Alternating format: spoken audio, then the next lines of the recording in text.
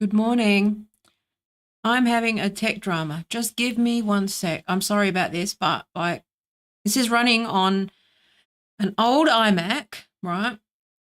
That runs Windows on it because it's Windows is faster on the older iMacs, and it won't quit a thing and thing. Anyway, it should be okay. Let's just move on. If I have problems, I'm recording, so it should be okay. But hello. I don't know if anyone's around. Let me just get me 1 second. Let me just open the Restream chat. Hang on 1 sec so I can see chats if they're there.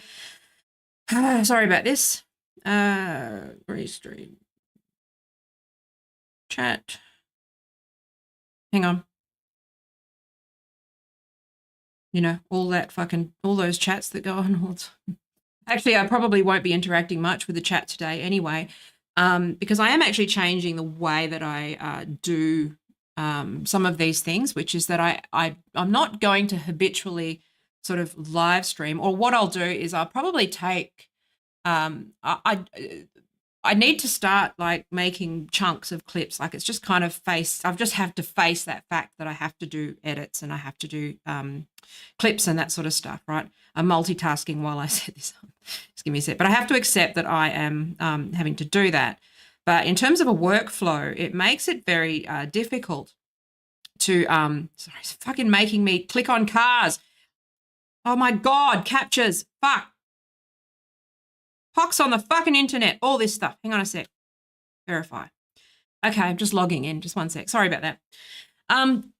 No, but I do. If you've been watching me for a while, you'll know that I have to change things and change things up, and like that. YouTube just doesn't reward live streaming without the clips, but also like I'm a one-person show. all of those sorts of things. So it's like, okay, there's no one watching anyway, so I can afford this fucking around. Okay, good. There's nobody on the stream. It's a weird time. This time of day is always a bit weird. And also I've been a bit disorganized today, but that's okay. That's okay. Everyone, see, the thing is, you also put yourself under so much pressure to be like on all the time, right? But it's like all live streams. If you watch live streams regularly, they always start like a bit chaotically, right? So I don't know who that person is. So let's just see how it goes. Okay. Yeah, it's coming from LinkedIn, so it could be. It could be anyway. Okay. So I'm not sure what good means, but anyway, I'm not going to. Whatever. Okay. So obviously I always create the art and then I've got other things to say. Okay, so that person can be, I'm going to hide the chat because it's actually a distraction for me. Just 1 second. I'll address it later. Go nuts, but I'm not looking. Especially saying good morning to people when they're on streams, like it's really distracting. So have something good to say or constructive to say, but like just pointless, empty stuff, no point. Especially if you don't know the person who's streaming. If you're like friends, it's different. But like this is how like it comes to what I'm going to talk about today, which is about, this basically antisocial behavior on the internet and like being pro-social. Okay. That's really the theme of sort of where we're at, which is you've got antisocial people on the internet and you've got pro-social. Some people think that they're being pro-social when they're actually not. They're actually making the internet worse. There's people, and this is where when we're stuck in this sort of ground where you've got LinkedIn people who want to sell you shit, people who want to network, people who want to sell you things, get you to do stuff, who always have an agenda. Having an agenda when it comes to social interactions is inherently antisocial. Okay, this is where it comes back to sort of this relational versus transactional thinking. Okay, and because I got someone from LinkedIn on here, I'm going to take the opportunity, right, to explain that there is transactional thinking and relational thinking. Transactional thinking is the thinking of, to the extreme level, that would be sociopathy or psychopathy. What can I get out of this transaction? Everything that you do is transactional. You get something for what you put in. You keep going one for one, quid pro quo, right? That's how you work. That's how you navigate the world, okay? And unfortunately, LinkedIn is the sort of extreme version of that, okay? But also business capitalism. Capitalism promotes that kind of transactional thinking where you only do things because, you get something back. What's in it for me? Marketing.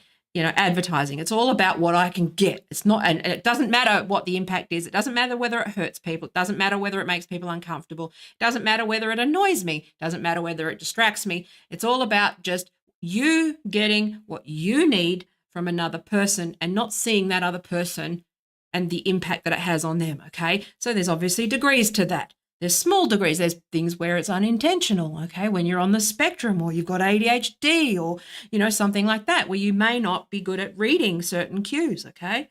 I obviously struggle with some of those things too, right? Reading the room, reading cues, not seeing when other people have tapped out or lost interest or don't really want to talk to you. Like that's a thing that, and then obviously the extreme level of that, you've got sort of psychopaths, right, who will just push through and steamroll through people. Like no matter what, okay? So that's that transactional thinking. But then you've got relational thinking, which is more, this is how I prefer to do business, okay? Which is do what you feel you want to do and is right. Do an act of kindness, do something good, keep being good to people, and it will come back to you. Okay. Now, unfortunately, with relational thinkers and people who live relationally, they tend to get exploited and taken advantage of by transactional thinkers. Okay, because people who navigate the world through, if they navigate that way, they don't see that you are doing the right thing. They don't feel a sense of obligation that they took something and owe you something in return. They feel that because you gave it to them that they deserve it and that it's a quid pro quo and that you wanted to do it and they don't have to give anything back because it was a gift.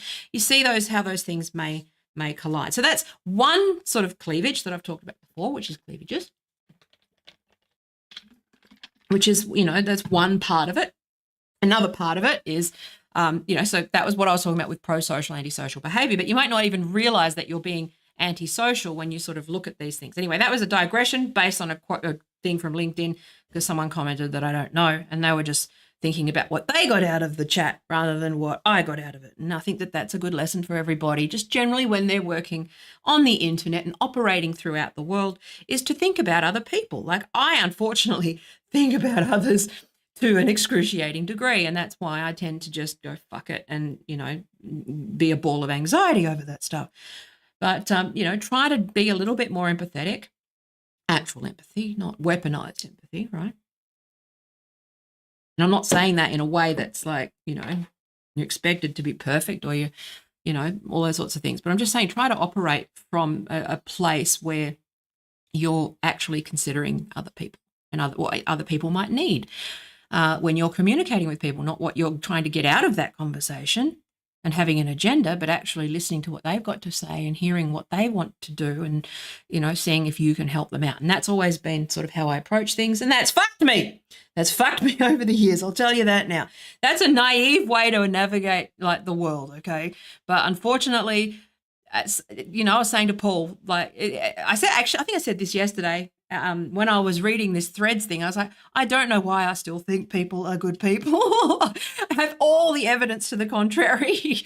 But, I think that it's better than being sort of nihilistic and negative and, all of those sorts of things, right? So I just prefer to believe that everyone, with given all the right tools and all the right sort of, all things being equal, that, people are trying to do the right thing and they just don't know that they're being rude or antisocial, or that they kind of, all that sort of stuff. So, but some people do know, and that's the thing that we need to control. So on Threads now.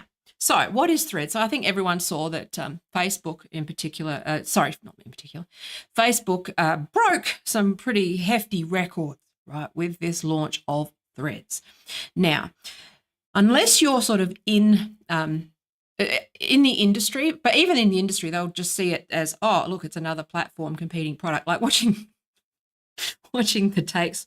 I haven't gone onto LinkedIn this morning because I was preparing for the stream, but watching the, I already know what they'll be. I already know what people will be saying, that it's just another platform and that it's a Twitter killer and all these things. And it's like, well, it is really interesting because it does show that really clear divide between those who really understand digital and especially the internet, and have a sort of a historical understanding of sort of what's going on with the internet, with a long view and a strategic view, and sort of, like understanding history.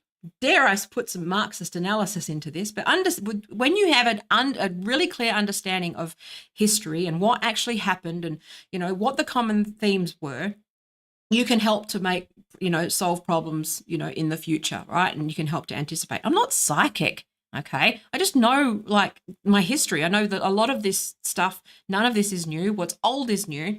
And unfortunately, those who are in a position to influence others and get people thinking clearly are too busy selling shit on LinkedIn and talking about doing thunk leadership on LinkedIn about platforms that they don't actually understand. And even with Twitter, when Twitter first started, they had no business selling like social media management in the first place because they didn't even understand sort of where Twitter came from and the sort of history. They had no understanding of the history. They see these things as just a commercial product for them to use. They're transactional thinkers, but they're also bad and lazy because they don't even take the time to understand their own thing that they're selling, their own product. Like nobody understands this the way I understand this, okay? And I'll just give you a bit of history as to why this is actually good for Twitter. Like you'll see this sort of, and I think it's very confusing for people. Like for me, it's just a Tuesday. It's just a Thursday. It's just, it's just another day in the same old shit, right? But for some people, they really just take everything on face value and have no historical understanding, and they have very short memories and very short attention spans. And they just think that, oh, yeah, let's just build this product.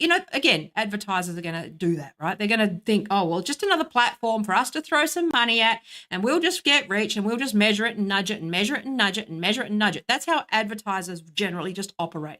It's all just paint by numbers, and they don't actually give a shit about sort of the broader. They're starting to. Some are, like most of the people who care about like digital advertising or user experience, who are good at their job and care about their job and have a passion, they're like me and they've kind of quit. Okay. Or they've sort of been aged out and they've been replaced by 23-year-olds who are just selling platforms and selling tactics. Like, none of this is new.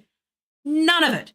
None of it is new. It is exactly the same shit that we had if you look at my blog in 2009, you'll see me talking about social media gurus, talking about fucking tactics and talking about platforms, ignoring strategy, and also not being willing to actually understand really the users and understand the culture and the, very delicate and intricate and fucking amazing, like, micro communities and, all of that sort of, like, though, and the history and all those dynamics that if you understand it, okay, if you take the time to understand it, it will make you excellent at what you do. The best advertisers and the best agencies in the world, okay, and they're few and far between. Most of them are midwit, data-driven, fucking blogging motherfucking dumb fucks who just throw at, they just buy media and they don't actually put any thought into digital, okay? People who are actually like me, who are really like digital native and don't even like being called a marketer because marketers are fucking horrible people and stupid, okay? I find it insulting that people think I'm in marketing. All of my career, people have said I'm in marketing and I've gone, no, I'm not. Much like when they say I'm in journalism. It's like, no, I'm not a journalist. That insults me, okay? I understand the internet and I know I'm, if anything, I'd probably be more, anyway, we've talked, my history. If you've been watching it, I can move on. But, also, sorry, I meant to say before I went on that little comment like thing, the way that I do this is now I need to sort of switch. Okay. So you may notice that most of my archives for streams and stuff up, but pre-2022 are now unlisted. Okay, so they're not deleted, they're not gone, it's not a mystery, they're still on Facebook, they're still on Twitter, okay? There's no real secret there, okay? But what I'm doing is I'm just cleaning up, and it's also just representing a shift in what I'm doing. Now, obviously, if you've been watching me, religiously since I started, thank you for that, and you've been supporting me since I started, thank you for that. While I sort of found my feet and got used to cameras and, got used to all this stuff and was sort of figuring out what was going on, you'll know that this was sort of a journey that I've been on, and I just kind of took a detour. I take detours, right? But I'm sort of getting back to sort of core IP and the stuff that I've been working on, which is this internet stuff, internet strategy, how to move forward, how to navigate this stuff, because we really did have a lull, I think, between 2017 and 2019, where I think that I also just became complacent and outdated, okay? And now I feel like I need to just, I feel like I'm just back to sort of 2010 when I was on the cutting edge and on the bleeding edge, and I sort of saw what was coming and I saw what was happening, and people were coming to me going, how the fuck do I navigate this thing? And I would go, here's how. And then they'd ignore me, and then they'd pay a big agency to give them bad advice. That's going to happen again. However, but what I can do is not not set up an agency, but I can be a sort of trusted advisor and expert and all those sorts of things, and give courses and consulting and all that sort of stuff, and how to keep navigating these strange and interesting times, okay, as, in various forms, right? So that's just sort of where I'd like to be, okay, just an advisor. My idea, I don't want any clients, really, okay? I want to just teach and pass on what I know, and just hope that some people will take on what I've got to say, learn from those mistakes, and actually just sort of, because I see a regression going on where it's just, the same old boring dumb fuck LinkedIn fuckheads, just repeating the same old stuff, okay? And these things are not true anymore. There is no such thing as sort of paid, earned and owned anymore, okay? It's sort of really more paid, owned and owned. Paid, there's no really organic as such, okay? There is in some, but there's not really, there's no such thing as sort of earned anymore, okay? So that's one thing. But, there's a lot of like truisms and sort of, rules of thumb that are now in the digital industry and the internet. They are now dead, and nobody seems to be realizing that they are. And that's because they don't actually understand why these things are happening. They just jump from platform to platform to platform. They try a thing, they tinker a thing, and then they're on the platform, they're producing content on the platform, but they don't actually have any real depth of understanding of the platforms themselves. Like obviously I follow various people who they position themselves as tech gurus, but it's all very surface level. It is just, yes, here's again, transactional thinking, not relational, but transactional. Like, go on this platform because that'll get numbers. Go on that platform because that'll get numbers. Go on this platform. They see it as sort of, they don't actually take the time to understand sort of how the internet, that heartbeat, how that sort of, where the blood, like a system, right? Some people will look at the human body. Like, the internet is kind of like a marvelous organic sort of massive beast, okay, that you kind of got to wrangle and understand. And it's an organism. That was the word I was looking for, an organism, right? That is has its own quirks and its own history and its own complexities. Much like America has all of these things, like political systems. The internet is its own complex, marvelous, wonderful beast that is worth getting to know. And I think that a lot of people just see it as some sort of, it's not, like it's just it's just a notebook that they can just, put their garbage on. And, Threads really does represent sort of a turning point in that, right? And so I've talked about the gentrification of the internet before, like quite a bit, right? Which is, obviously that's what occurred. And I've talked about that, which is that early Twitter, people were hanging out, doing their thing. And advertisers moved in. Oh, good, this decided to join us, did it? Okay. The computer decided to work. In the middle of the stream, you're a legend. Good job. Awesome. Thank you. You're great. Oh, my God. Okay. Fucking piece of shit. Okay, hang on a sec. You have no idea what I put up with. Okay. I think we're okay. All right. We should be all right.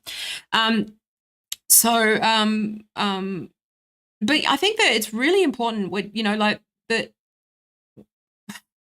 it gets frustrating when people message me and go, so what's happening with this thing? And these answers take a long time. If you really want to understand, they're actually quite in depth. And that's why the course, all that sort of stuff.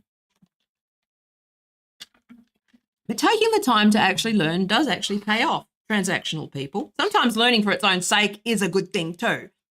But if I need to give you something out of learning and convince you that reading and listening is a good thing, that you actually do, it does make you a better, a better creative director, better advertiser, better marketer. You create better content if you take the time to actually understand this properly. Now, I know people won't, because people on the internet, unfortunately, suffer from what's known as the Dunning-Kruger effect, which means that just because they use a thing, just because they interact with a thing, just because they, they play with a thing, doesn't mean they are an expert in that thing, but they think they are. And they've never tried to build a product of any substance. They just leverage other people's tools. They've always sort of leveraged other people's work, okay? They've never actually built anything from scratch or tried to design a product, or actually, they do the comms for it, or they do the thing. It's subject matter. They don't actually understand. I've built things. I've, several MVPs. I have, obviously run an agency. I've been on this from, day zero, okay, pretty much. And it's just, this is just another cycle of the same bullshit. Okay. Now, one thing, because I'm changing my content, my streams, I may end up starting to repeat things a few times or say things in a slightly different way or a slightly different tone, because I'm sort of earmarking it for different things, right? Because there's obviously the funny part where we make fun of things, and that's like a TikTok thing. And then you've got, you've obviously got the actual serious meat and bones advice, right? You've actually got the serious advice behind this, which is what's the step forward with this, and what's actually, for the transactional thinkers, I'll make it like 30-second tips. That said, I'm not giving any more than 30 seconds anymore, because I know I learned from 2010 that people will just move in and steal my IP and start selling it and cut me out. So I'm not going to do that this time. I'm going to let you crash and burn. But what I am going to do is tell you that this is actually a good thing for Twitter. Threads is a good thing for Twitter. They will coexist, and I will go into a little bit of the history as to why that is. Okay. Now, you might think that that's boring. Good. Okay. Not for you. What you will understand as I go through these streams is that there are things that are like, just because you don't find it interesting, others do. Just because you don't find it entertaining doesn't mean others don't. That's the internet. That's the beauty of it. We all coexist, okay? That's the dream. The dream for the internet has always been somewhat, idealistic, utopian. Some would say naive, okay? That the world could actually coexist on the internet, okay? And that we would get along and that it would all be fine. One of the jokes I've said before, right, is that there's, 8 billion people on Earth now, okay? All of these different countries, different politics, different, you said, how many different countries have access to the internet? Okay. How many different factions within those countries, political parties within those countries? How many groups within those countries? How many ideologies within those countries? Women, children, how many interests converge on this one thing that we call the internet? And I would say it's going well, considering that this is going well when you actually think about the great experiment and the philosophy that underpins something like, the early internet, which was this idea that we could all coexist in this one place. Okay. Yes, Matt, the chat's turned off because I'm trying to concentrate. Because sorry. And I had some LinkedIn guy saying hello and stuff. I'm not listening. I'm not hi and bye. I'm just, sorry. It's not an interactive stream today. This is why I also just want to do pre-records for a while, I think, as well. This is not anyway, but I'm just here to talk about it. So I appreciate you showing up. Okay. So now I've been thrown off. What am I? Yes. Okay. So so why Threads is good for Twitter. Okay. Now I'll go into this, but I also do want to talk a little bit about why these things will inevitably coexist and why it's actually a good development. Okay, and how I see it moving forward. Now, I'm going to save that part, but I'm also not going to say too much because I'm fucking sick of people. I'm going to paywall the actual advice because people will just take my shit and sell it, and then I get cut out. And I'm not doing that. I'm not stupid enough to not have learned from my last career that the transactional thinkers are not terribly relational. So people like me who are relational, who open our mouths, tend to get fucking exploited. Okay, so I am not going to be dumb. I am going to say, I think that Threads is good for the internet. And Twitter, I think it's actually excellent for Twitter. And I'll tell you why. It's good for business. Because if you understand the internet, if you think that Threads is a Twitter killer, you're a fucking idiot. And if you call yourself a content expert, you're a fucking idiot. If you call yourself anything in terms of digital strategy and you think that Threads or Blue Sky or anything like that is a threat to Twitter, then you have no business. You need to reduce your rates to $20 an hour or go drive an Uber car, please. Okay? Because that is not what's happening. You don't understand things. And you're an idiot. You're done. You're basic. Yeah. Okay. So let me explain. Shall I? Let me explain. Whatever. Sorry, Matt.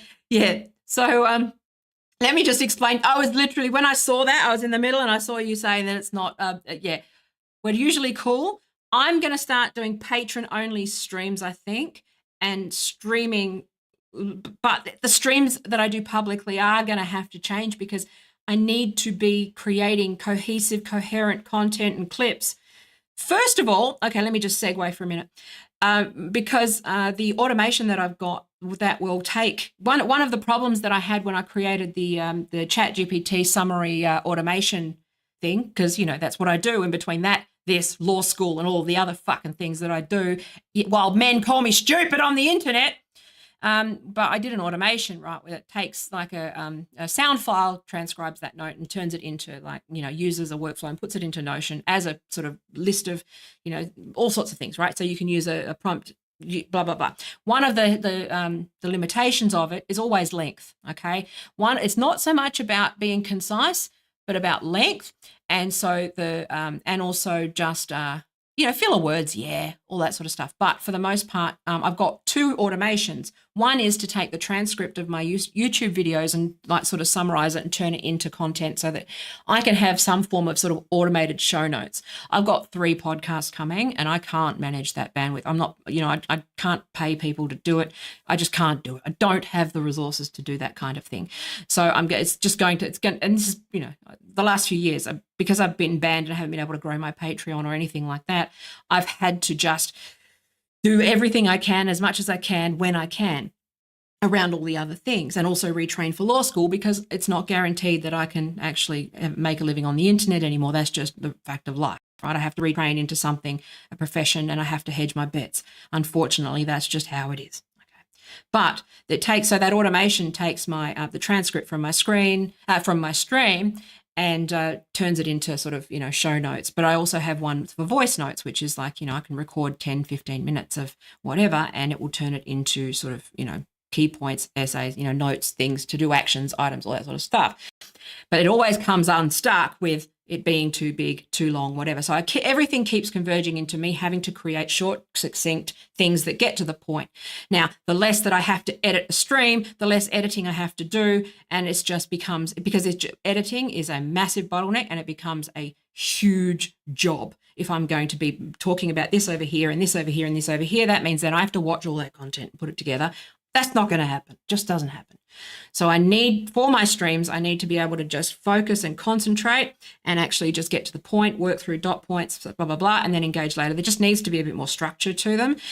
But also the fact that, I don't like people, not you, Matt, obviously, but people just showing up on a public stream and starting shit with me. It derails the stream and it annoys people. And I just want to, so I'm just thinking about the best way to do it. It's probably going to be VIP, patron only streams, the occasional public stream, but mostly just uploads. So I'm just shifting the way that I do it. But I'm streaming right now because, obviously I want to talk about it. Okay. It's almost like I'm a strategist or something and I know how to fucking change it. But anyway, it's actually, I have a resource problem, not a. This is why it's funny when these guys give me feedback. It's like, I know what I got to do, but you're not paying me to do it, so shut the fuck up. Okay.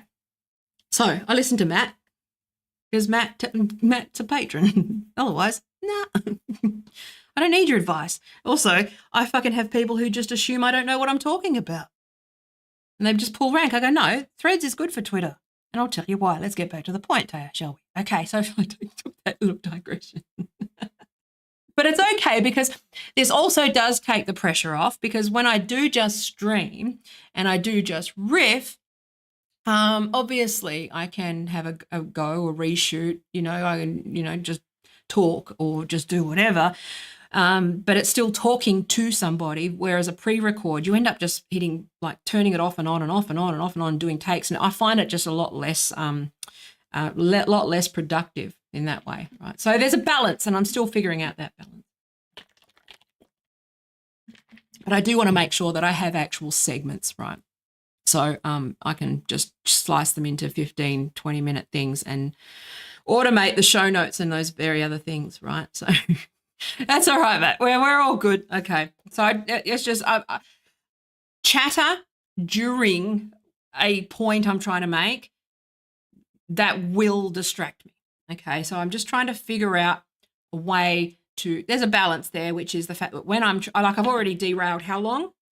Half an hour, because I needed to talk, just address why, I can't see the chat. When I actually have quite a lot of stuff to get through about the idea of narrowcasting and fandoms and anti-fandoms and how this is anti-fandoms and the history of the internet. But I've spent 30 minutes talking about why I don't have chat. You get what I'm saying? And train, not you, but the guy before you, training men on manners to not say good morning to people who are trying to put on a show. Okay. Especially if you don't know them. Okay. If you know them, it's different, right? Just a different thing. It's like we can talk when I'm on stream. It's a different dynamic than if we're talking outside of the stream. Okay. And this is with the guys in the chat, who think they're a guest. It's not you again. Not anyway. No one in particular. It's just a thing. It's just a constant thing that you got to deal with when you deal with a public stream versus it being a pre-recorded thing. But the problem with a pre-record is that I end up doing 150 fucking takes, whereas with a stream I at least have to just get up, move on, keep talking. That's the tension that I've got. So it's multiple different things in conflict. Let's get back to the internet. Speaking of multiple different things in conflict, let's get back to love you, Matt. Okay. We'll talk after. I saw my message, it went ping, so we're all good. Okay, I'm not going to look at it. I'll look at it later. So I keep saying that Twitter, so what is Threads? So basically yesterday, so it's quite funny. I've known about this. This was, I referred to this in previous streams, which was P92, which is Facebook's Twitter clone, okay? Now, if you've been following my stuff for some time, you'll know that, Twitter, I'm on Team Twitter, okay? I defend Twitter. I see this for what it is, again, because I have a historical understanding of the internet beyond last week and what Gizmodo tell me to think and what Taylor Lorenz thinks. I actually have more of a deeper understanding of why we are here and how we are here and why these things are happening and why Zuck, in a weird way, is actually doing Musk a favor, okay? This is good for business. And because these guys are both guys who deeply, deeply understand the internet, okay? Say what you will about like any other thing, whatever critique, they're internet guys, okay? Jack, internet guy.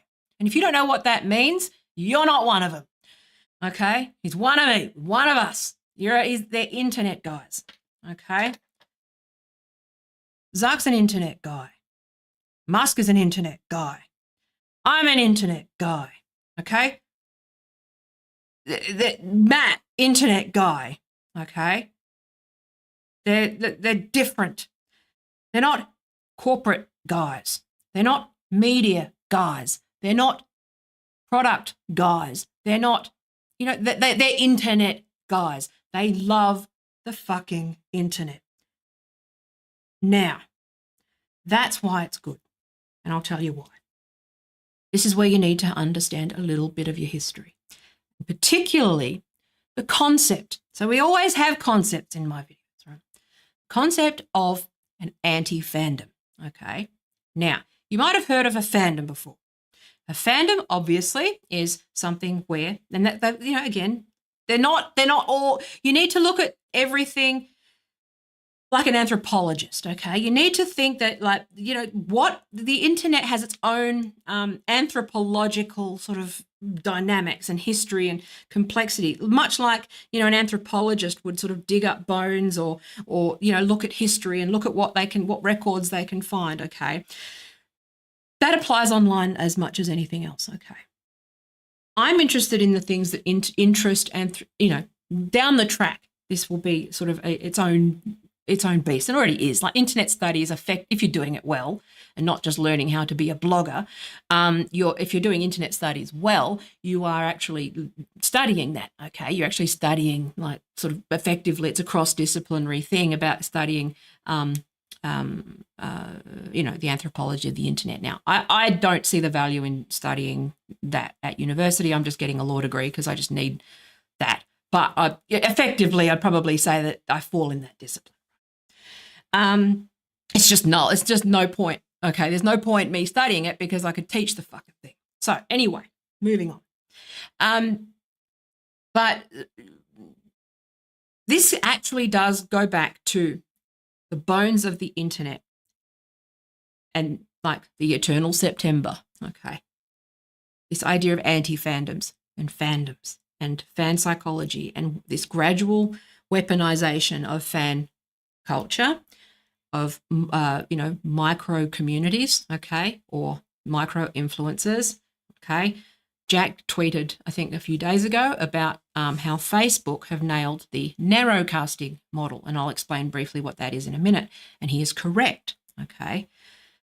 this is a logical leap for Meta because narrowcasting and micro communities and siloed like people who don't cross pollinate. Now that's something that Facebook does really, really well. Like something that keeps me going on Facebook is the groups, okay, which is the funny groups. Like every so often I'll find one, and they're just dedicated. There's specific purposes, there's specific niches. People run. The admin, they've got to, obviously run their own sort of overall terms of service. They've obviously got a general terms of service, but for the most part, they leave it up to forum admins, much like Reddit. Like Reddit is sort of early, that they are those ideas of sort of that early version of, ideal of like a federated internet. Okay, and we'll come back to that. But so Facebook have actually sort of,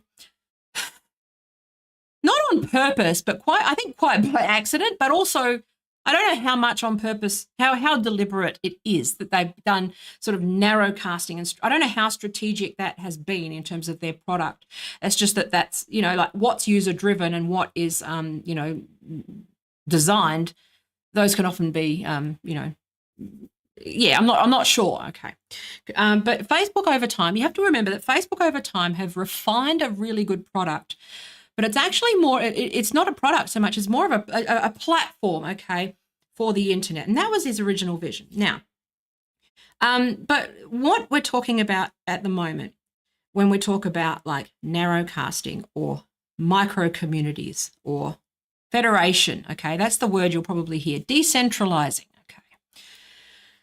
Twitter, the reason why Twitter sits at the crux of a lot of these things is that Twitter and somewhat Facebook early, but I think Facebook actually sort of pivoted out of it early, and they were very smart to do so. But Twitter, in particular, is where things that should have been somewhat separate. Okay, so you've got your fandoms. Okay, so I'll explain those in a minute. So you got your fandoms, and you got your anti-fandoms, and you got your, all those sorts of all those communities. Okay, that just they're single-purpose communities. You'll be a member of Facebook groups. You'll be a member of certain things. On Twitter, the only way that you can really do that is to organize via hashtags, and you also it's just very public. It's a very public way and to run things. It's a very it's basically just a melting pot of everything on the internet. All communities cross-pollinating, coexisting, and also, it puts itself at the mercy of various political forces, of geopolitics, of micro-influences, anti-fandom interests, as much as fandoms. You've got, I've talked about this before. Like, it's funny how I just keep coming back to that fans at my very first videos, not first, but a couple into it, the fans are the scaffolding of the internet. I've talked about this before. Fans, true fans, the fans are the scaffolding of everything that, should be great about the internet, okay? Which is that if you love something and you really want to learn a lot about something, you want to spurg out about whatever the fuck, you'll find it on the internet. Now, that obviously has its downsides when you're talking about certain, radicalization funnels or, politics or anything like that. That obviously has a flip side to it, something that I think that it caught us blind. I think a lot of us were naive to the obvious flip side of fandom, okay? This idea, and also of polarizing and sort of fandom and anti-fandom, right, culture. I think we dabbled a bit too much. When I say we, in this instance, I mean tech and particularly people who were, selling online, marketing online, people who do content creation, that sort of stuff, right? Anyone who's selling anything online. Like I specialized in this style of marketing, which is that you would sort of start some shit. So what you do is you do a branding exercise and you go, okay, well, who's your customer? Okay, what do they like? I actually, formed a lot of that early IP and advised a lot of that IP. And I that's on me because I didn't really think that there would be a flip side because I was naive. I'm an idealist. It was a blind spot, right, for a lot of people. And, it's one of those things where hindsight bias kicks in and you understand that, like, I understand why this was why it caught people sort of off guard in 2016 and why they took so long to kind of understand sort of and dissect what happened with Trump. that he just sort of represented, the Kardashians and Trump were very, very pivotal in sort of the fracture that happened with the internet. Like when Kim Kardashian says that she's breaking the internet, she's not, yes, she's joking, but at the same time, it's quite a literal thing as well, which is that the Kardashians perfected a model of the just sort of staying in the headlines no matter what. There's no news, but as long as you stay in the headlines, no matter what, and keep the drama, you can just sell product, sell product, sell product. Trump, on the other hand, through, fans and anti-fans, you're obviously not selling a product. Well, in Trump's case, you are, but, the sale, figuratively speaking, also translate to a vote. And this is what I've always said, which is that, politics is ultimately just marketing. It's not anything, it's just sales. It's the thing that you're trying to get people to buy is, buy into your, vision of society and buy in and get them to vote for you. They're putting their figurative money down in the form of a vote. You're still in sales as an activist. I've written about this before. You are still, there's an article actually recently that I wrote about this, which is that you're ultimately in sales when you're an activist, okay? You're in the business of sales. They're not at odds with each other. That's what I find funny, is that when people go, but you have a politics degree and you're like, why are you in digital? I said, because I'm a campaigner and I'm in sales. Like, they're the same thing. Changing hearts and minds is changing hearts and minds. That's the hardest challenge in the world. Advertising is the commercial aspect of that, but also, like political advertising. This is why political advertising is so rife for, exploitation and it needs regulating, and why it's such a delicate ethical balance, because ultimately you're using the tactics of advertising and persuasion in a way that doesn't sell lipstick. It sells, politics, and it sells like society, and it sells a lot, other things that can actually do real harm. And that's where you're actually talking about the power of the state. You're talking about, manufacturing consent for war. You're talking about manufacturing consent for, this authoritarian sort of stuff that's going on at the moment. You kind of, this is where understanding nudges. And this is why when you talk about, it's like politics is sales, it's the same thing, okay? Because you're talking about nudges, you're talking about persuasion, you're talking about getting people to do something. Sales is ultimately getting people to do something or give you something in return, right? Transactional. Remember how I said that? But it's basically getting someone to give you something in return for, persuading them to give them what you, hang on, let me rephrase. I'm going to need to probably but sales is ultimately trying to get someone to give you something that you want, okay, that they wouldn't ordinarily give you, that you're convincing them to give something. So you're giving them, whether it's money or they're buying your product or whatever. Now, in capitalism, utopian fairyland, you're giving them something that they want or something that they need. In advertising, fairyland, you're giving people things that they want and that they need, and that you're anticipating their needs and just selling it to them before they want that. That's not necessarily the truth, is it? That's a utopian view of advertising and the role that it plays, because obviously cults can sell people all sorts of shit that they didn't want. And also we're sold an awful lot of shit that we didn't want to buy. Like, we're seeing that stuff now. So the combination of sort of, friction, like when we're talking about friction in sales, you need advertising at its core is designed to hijack your heuristics, hijack your boundaries, make you believe that you need something that you don't need or want something that you don't want. And that, or that maybe if you had all of the information about the product up front, that you may actually pause or not buy that thing, okay, or vote for that thing.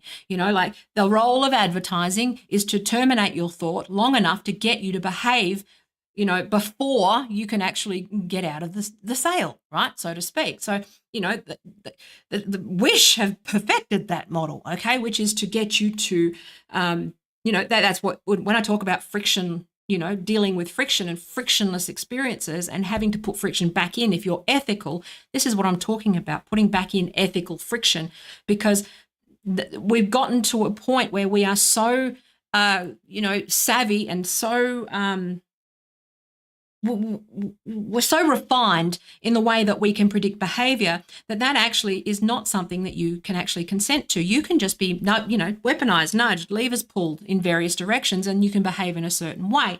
And that's partially why when I talked about the toilet paper incident that everyone seems to have forgotten about in 2020, remember when that happened? That thing, when I said that's actually a sign of a turning point, that you can actually put some bullshit out in the media and like get people to behave in groups in that way, that is deeply chilling. And it is actually something that anybody in the digital marketing industry in particular, or advertising or politics, whatever, you need to pay attention to that because that is actually a sign that because I said, like, Woolworths and Coles know how to fucking manage scarcity now to get people to, and we saw this play out, the price gouging. They put prices up. They use the pandemic for every excuse. They just to maximize their profit. And I would argue that I would say that the big two have probably created some degree of false scarcity to manage that, because I also know about just-in-time supply chain stuff. And I also had a conversation with somebody at Woolworths when I was in a CRC in Sydney, who actually talked about this very thing, which is that they want to be able to anticipate and manage the customer to get them to, and all this sort of bullshit. Okay.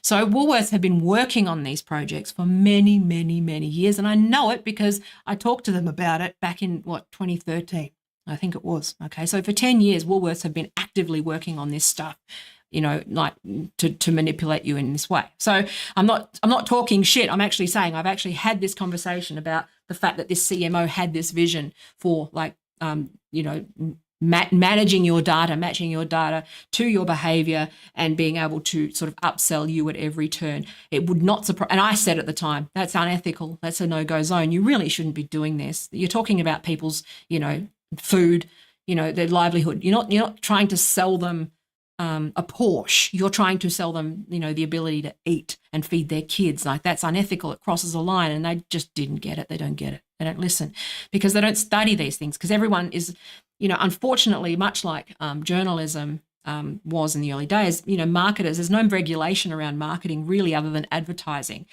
Any digital guru or social media guru or agency person, they don't actually have to be regulated or registered at all, okay? So this is another part of the problem, which is I've always been pushing for regulation in the marketing and advertising industry, and the digital industry in particular, because the power that they had. Like, I've been advocating for this for years, right? I ran for the board for the Web Industry Association back in 2009. Didn't get in because the dodgy agencies wouldn't let me, because I actually was advocating for benchmarks and guidelines, and in order to be a member, you had to adhere to certain standards, right? That was something that I've always been an advocate for, especially ethical standards. So this doesn't come out of nowhere. Now, there is a point to this, which is the fact that this is what online advertising is supposed to do. It is designed by nature. It's not just the dark patterns, okay? Yes, that's low-hanging fruit. We can deal with dark patterns. There's things that are universally considered unethical, like tricking the user, phishing, all of that sort of stuff, scams, right? But there's that grey area that is sort of a little bit like where there needs I think that has shifted. Like, what is ethical and unethical has actually shifted. There are clear lines with black hat, right? And people still do it because it's still legal to do those things. Like, Google will stay on top of it, and they'll try to, like Twitter, they're trying to, with the rate limiting and the scraping and all that sort of stuff, they're trying to stay on top of this stuff, trying to clean house with that stuff. But at the same time, there's always going to be people who try to wreck platforms, okay? Daily Wire, the Threads, it took 24 hours for Threads to just be an astroturfing hellhole, okay?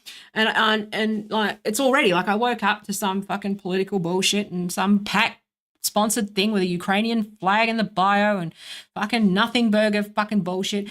But, that's what's going to happen because the industry at large isn't necessarily dealing with it. Now, one thing that is good about this is that Musk, like the Meta in particular, this is where Meta's data is actually a good thing, because they actually understand this behavioral stuff really well, and they may be able to turn it into sort of encouraging pro-social behavior. It's an interesting experiment. Like, Instagram has actually been fairly successful in doing that.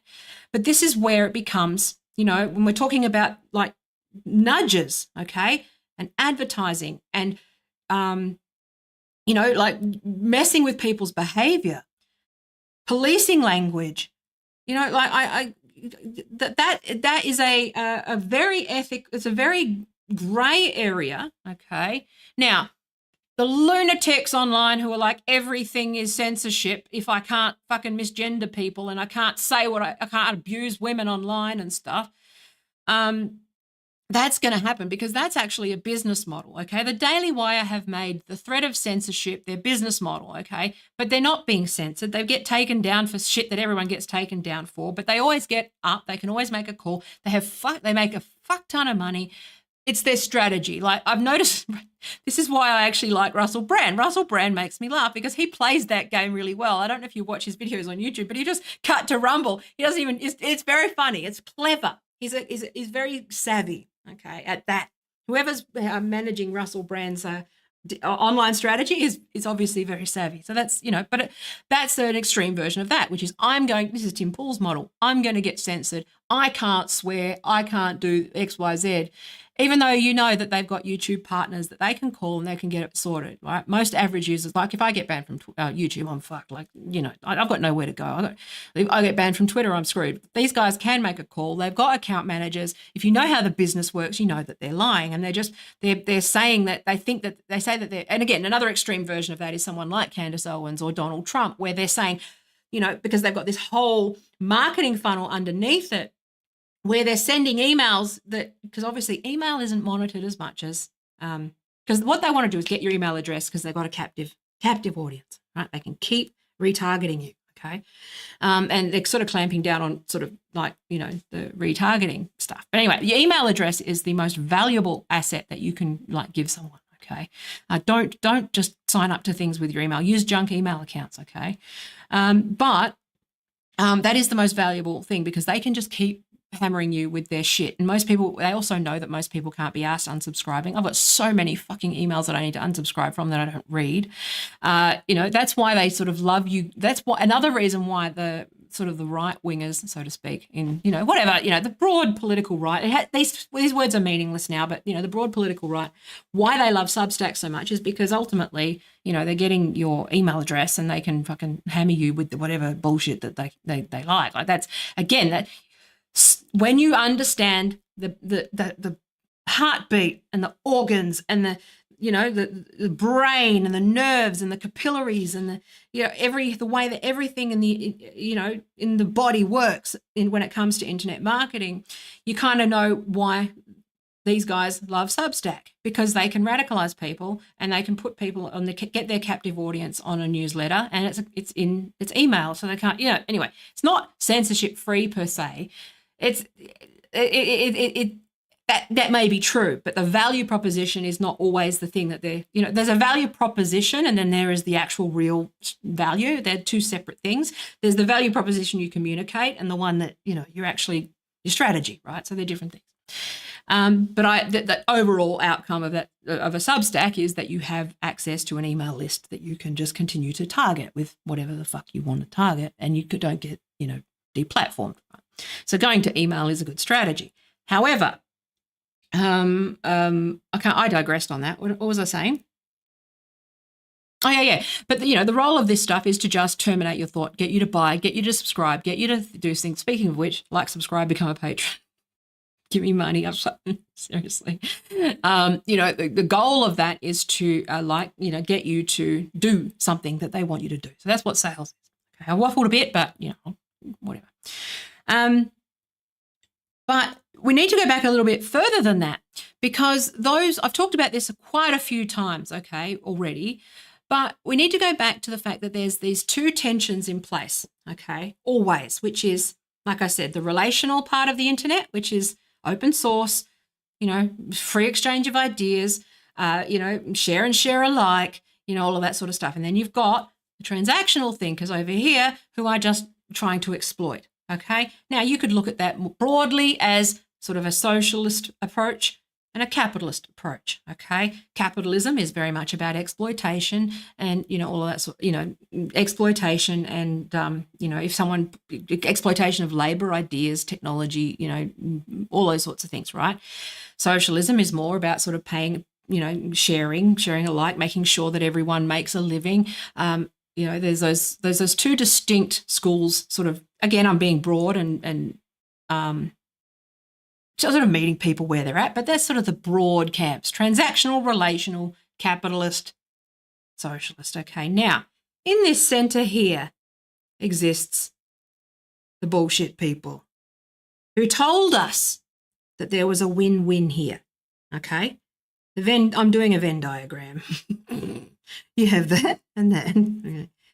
That was the bullshit of branded content and branded advertising. Okay, and this happened with sort of the mummy blogging days, early on in the internet. Everyone, advertisers wanted eyeballs. And the advertisers wanted your eyeballs, and the bloggers needed to live. Okay, but unfortunately, what happened was that the advertisers decided to own the show and take over and start dictating the rules. So we were sold on something different, which is a win-win. But that's not the topic of today. The topic of today is about this idea of anti-fans and fans. Okay, and that goes back as far back as the internet. So I've talked about the religious wars before, like you've got fucking Emacs and Vim, you've got Star Wars and Star Trek. A lot of these things formed back in Usenet days, okay? So Usenet, if you weren't on the internet, it was basically like, most people had it in their email client, but it was just you could subscribe to news feeds. So think about how you might subscribe to an RSS feed today. But I know I'm explaining it badly, but Usenet was kind of an early version of that where your feed was just like in the form of individual discussions and threads and messages and stuff, right? It was like an internet forum, but it was a feed, and it sort of everything just sort of landed in there. Now, it wasn't linked to an account. It was fully anonymous unless you didn't want to be. Like you could just sign up with your email, but a lot of people just, it was fully anonymous. Okay. Riddled with spam, but what you had was sort of various Usenet groups, okay? So you'd have like one of my favorites in the early days was alt.gossip, celebrity gossip, okay? You'd have alt.business, and then you'd have alt.oz debate. That was one, and that one's not for the faint of heart, right? And then but you also had sort of these websites where you could sign up for a Usenet account, like the Kotze, COTSE, Google it. And you'd have the Kotze trolls where they would you could just say whoever you are and just, have a Kotze account, and you just use Usenet, and, again, used for malevolent and funny purposes. Like a lot of the Kotze trolls in Oz Debate were quite vicious, but also often quite funny, as long as you weren't on the receiving end of them. Because I'm an idiot, I just decided I was just Taya, and like I just would just be me. I've always been naive. I've always just said, well, no, I'll just say what I say under my own name. I have nothing. I don't really need to be horrible. I don't have that desire, so I'll just keep it straight. Like even on Usenet days, I was, just Taya Smith, and like that was just the way that it was, right?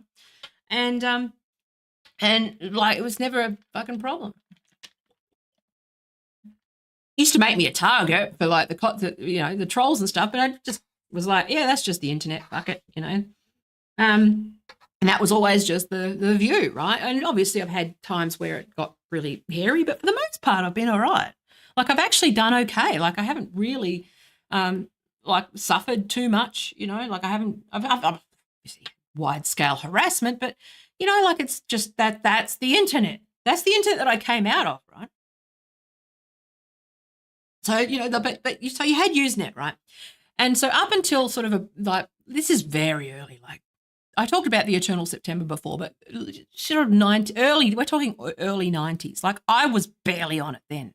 Like I was like, I think I could only access it through like school briefly. Like even I didn't access it then. I was on the internet proper in 1994, but I was on it like early, but I didn't have my own account until like 94, but I was using it like at school in the media room and stuff from like 93 or whatever. But in 1993 and obviously ongoing from there, basically what happened was that the ISPs in the US, like America Online, CompuServe, Earthlink, and those sorts of companies, they started to really push this thing called the internet. And AOL in particular were very commercial and corporate. And, like I've talked about the AOL portal before. Now, they really wanted to curate because obviously the internet as it stood was not palatable or accessible for like your average person, okay? It was difficult to get on. It was hard to find things. It was, you could stumble on like horrible shit by mistake, which is funny. Still do that. Again, that thing on Twitter where you click on a hashtag and see some fucking giant cock. That's the old internet. Like that's something that I go ha ha. But that was something that companies like AOL and these the corporations really wanted to control that experience for a number of reasons. It wasn't just out of greed per se, okay? But yes, I mean, ultimately, if it's a corporation, they want to make, like a public company, if they're a big company that has shareholders, that's their only mission. Regardless of what they say, the rest is just branding and optics. Ultimately, the only thing they care about is shareholder value, okay? That's why they exist, okay? It's like we only exist to have air, piss, shit, and food if we're lucky, right? That's, like corporations, they need profit to survive, okay? That's just the way it is. Unfortunately, that's capitalism, okay? Which is that, profit, okay? Not needing food and drink and water for humans, okay? That's not what corporations are for, okay? That's what humans are for, with all our feelings. Socialism, society. We good? Easy. Done. So with AOL and those sorts of things, they really, first of all, it's not just about it's not even necessarily about being censors. It's not even necessarily about, and this is, I think, a lot of the conflict that people have when we talk. This is something where I have to keep explaining it to people from a design point of view. Or even just, and again, when I say design, you can substitute policy, you can substitute solutions as well, okay? Which is that you can substitute, design, policy, law, what change do you want to make, okay? These things are all the rest is quibbling, okay? I'm just trying to get people's brain to think about the right thing. Are you thinking about a change in behavior, a change in policy? What are you trying to accomplish? What are you trying to do? If you're not trying to actually advocate for something like that, then what's the point in doing anything? Okay? Anyway, so that's a whole other point. I've got a fucking rant. Actually, I might do that at the end. I'll do it so I can get a TikTok clip out of it because I've been wanting to think about the breastfeeding thing. Anyway, but so the AOL, and it's not even necessarily about greed, okay? Like I think that's where people get confused between. This is where you go into conspiracies and this baseline assumption that people are greedy or evil or whatever, that they're like you, okay? The greediest, evilest, most selfish people are the people who think that everyone's greedy, so selfish and evil. I don't think they are, okay? I think that I truly believe that people are a mirror, okay? And if you believe that people are selfish, evil, and horrible, then I think, and greedy, that probably represents how you feel and how you are and what you see. I see the goodness in everybody and I see generosity, and I'm a relational person, obviously, okay? Make a joke, obviously, about people being dumb, but that dumb does not mean bad. Dumb means dumb. I still think people are good. I think that sometimes they are ignorant or they don't have all of the information that they need to make the best choices, okay?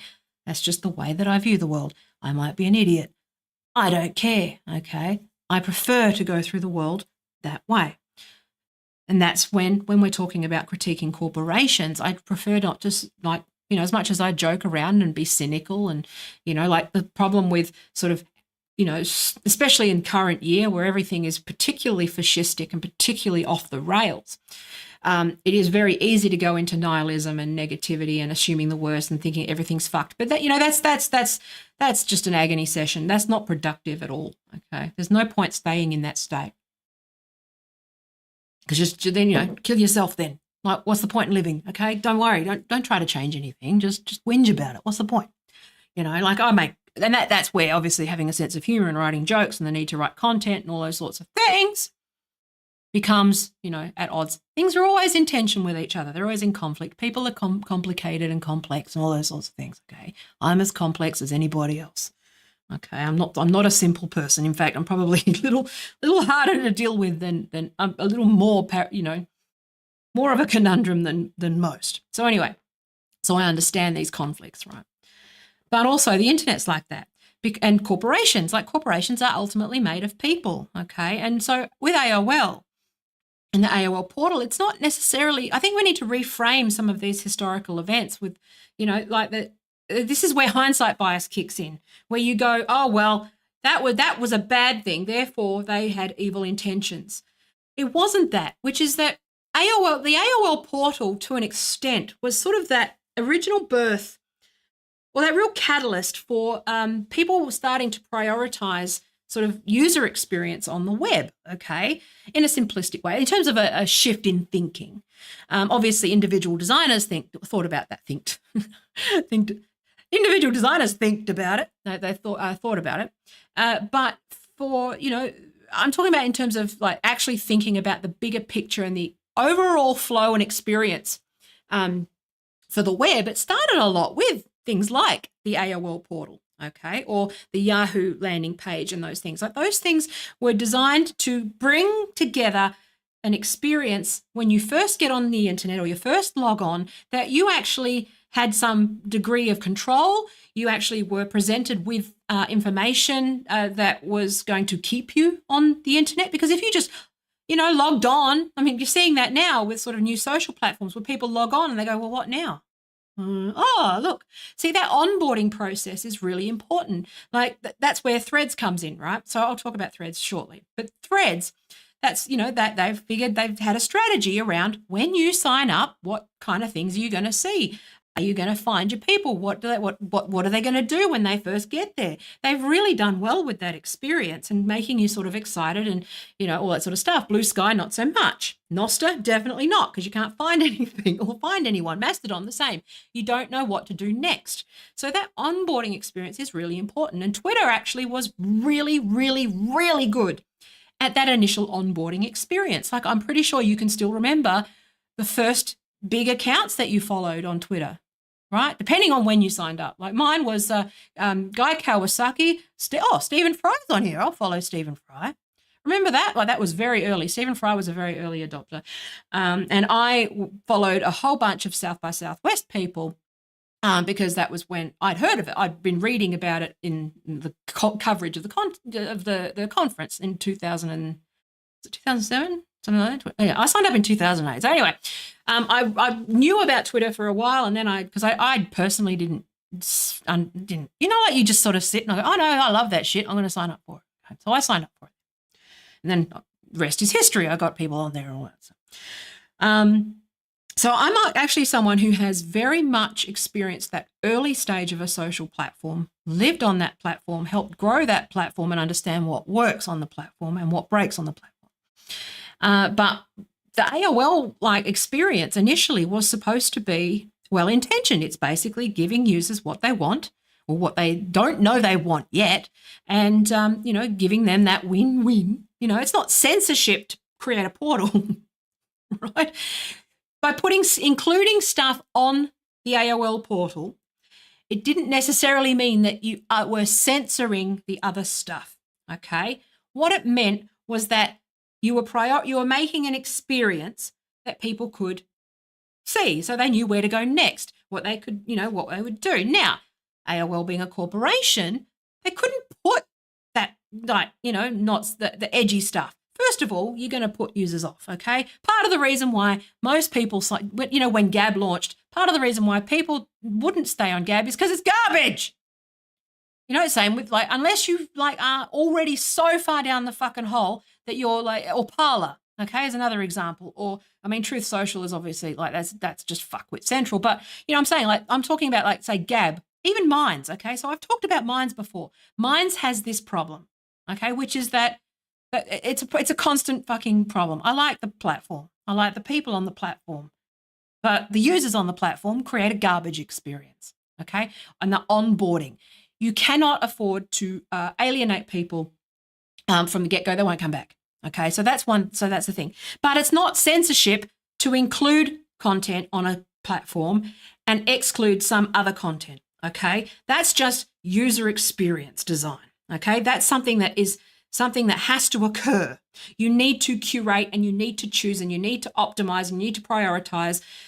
In AOL's case, maximum profit. Okay, in AOL's case, because they're a media, they're a corporation and they're like attached with media and all that sort of stuff. They had to abide by what FTC rules and guidelines, and they couldn't put like certain things. They had to abide by certain rules that a standard internet company may not necessarily have to sign up for. That said, this was also pre Section 230 as well, I think. No, it was about that time, around that time. But hang on, I haven't. Yeah, but anyway. But I'm just saying, like, I need to get you thinking that, it's not censorship to include an experience, something in an experience and exclude others, okay? That is just a fact of nature, okay? Now, I think you can see where I'm going here with that. But that onboarding experience matters, okay? Because obviously you want people to keep coming back, and these are the tensions. But this is also something that, like, Twitter did really well early. They have that great onboarding experience, that great discovery. But what you had was micro communities that would all descend upon one platform who hated each other, okay, and who would cross-pollinate, and they were starting some shit. Now, I'll talk pre-2015 just in a second.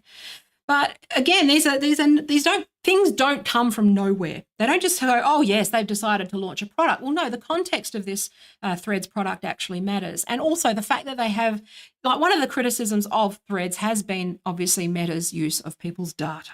Okay, but this is something else that is, that there's tension here in terms from a policy point of view. There's tension, okay, which is that data actually also is meaningful in the way that we know there's learning in that data, okay, which is how to run Facebook, okay. That data has behavioral, they can somewhat predict how you're going to behave. I'm not saying it's a good thing. I'm saying those things are at odds with each other, okay. And these are the problems. And this is the thing where people who are complaining or saying it's a thing. It's like, well, no, you don't have a solution. Like, what's your solution? That they start over with a new platform. Like, I've tried to do this. I've actually tried to start a competing platform. It doesn't work. And you know why it doesn't work? Because you need to have a team of lawyers. You need to have so much insurance that you cannot fucking afford to start. You need to have you need like so much startup capital to even come close to starting a competing social network, okay? The infrastructure, and we're talking about compliance. We're talking about legal shit. And this is the stuff that Jack's sort of working on at the moment, which is the legal and compliance. That's the thing that actually kills you. And that's what we're seeing happen to Facebook and Meta Meta and Twitter and those things at the moment, which is that they've kind of become, anyway. But Facebook have the benefit of these learnings about users and how they behave, how they are likely to behave. Facebook also has information, and this is what, like, I don't know if you saw Jack's tweet on narrowcasting, right? This idea that Facebook are really good at narrowcasting. Now, what is narrowcasting? So narrowcasting rather than broadcasting. So Twitter is a broadcast platform. And unfortunately, those who are in the media only understand this idea of broadcast. This is one of the problems, I think, with advertisers versus digital, like, native marketing as well, which is that advertisers really don't understand this idea. There's two schools of thought, which is broadcast, which is, buying radio, buying billboards, buying TV, and narrowcast, which is sort of niching and sort of micro-targeting and stuff. Advertising agencies have traditionally been very, very bad at the latter, okay? They think they're good at it, but they're generally they burn through cash. They just, they just don't, they're just not good at it anymore. Well, okay. average advertising agency, your corporate advertising agency, or your corporate brand managers and stuff. They're generally just given lots of money to throw money at the problem. Okay, they just buy leads. They're not really. Small business is really where it's at, mostly because they have to make every spend, every dollar count. Okay, and that's what I'm good at, is making every stretching dollars like a million, like, making it, like I make it look like I've got a team of 10, which I don't. I'm just me. But because I know how to do stuff, right? But even then, I do more than most people can do. That's why I had to go in and do it and see how long it takes. Because I had a suspicion that you needed a team to pull off a lot of these sorts of YouTube channels that are doing political stuff, and you do. So that's why I was like, oh, that's weird. Anyway, because I know what physically it takes, and I'm above average in terms of how fast and how efficient I am at certain things, right? Because I've been doing it for a long time. So I went in and found out. So anyway, so now I can report back and say, no, it's like a lot of it is smoke and mirrors. Okay, a lot of it is people with a lot of help making it look like they're doing it from their bedroom. Okay, Xanderhol, I think, is one of those. Anyway, those sort of streamers and stuff. Be suspicious of these things. So anyway, get some critical thinking. Okay. Anyway, so narrowcasting. So this idea of niching. So I've talked about that before. Fandoms, true fans, basically like your true fans principle. So when we're talking about it in marketing land, we're talking about micro communities, okay, or even nano. So micro influencer, nano influencers, all just a bunch of garbage for just having a small community niche that's just a specific community. You will have several specific communities. Most of mine are memes and like all that sort of stuff, but and comedy, and some people just love music and films and all that sort of stuff, okay? Like they follow a specific celebrity or they follow whatever. Now, obviously, the more extreme version of that is something like a fandom, okay, where they sort of dedicate a lot of their lives to and time online to talking about dissecting,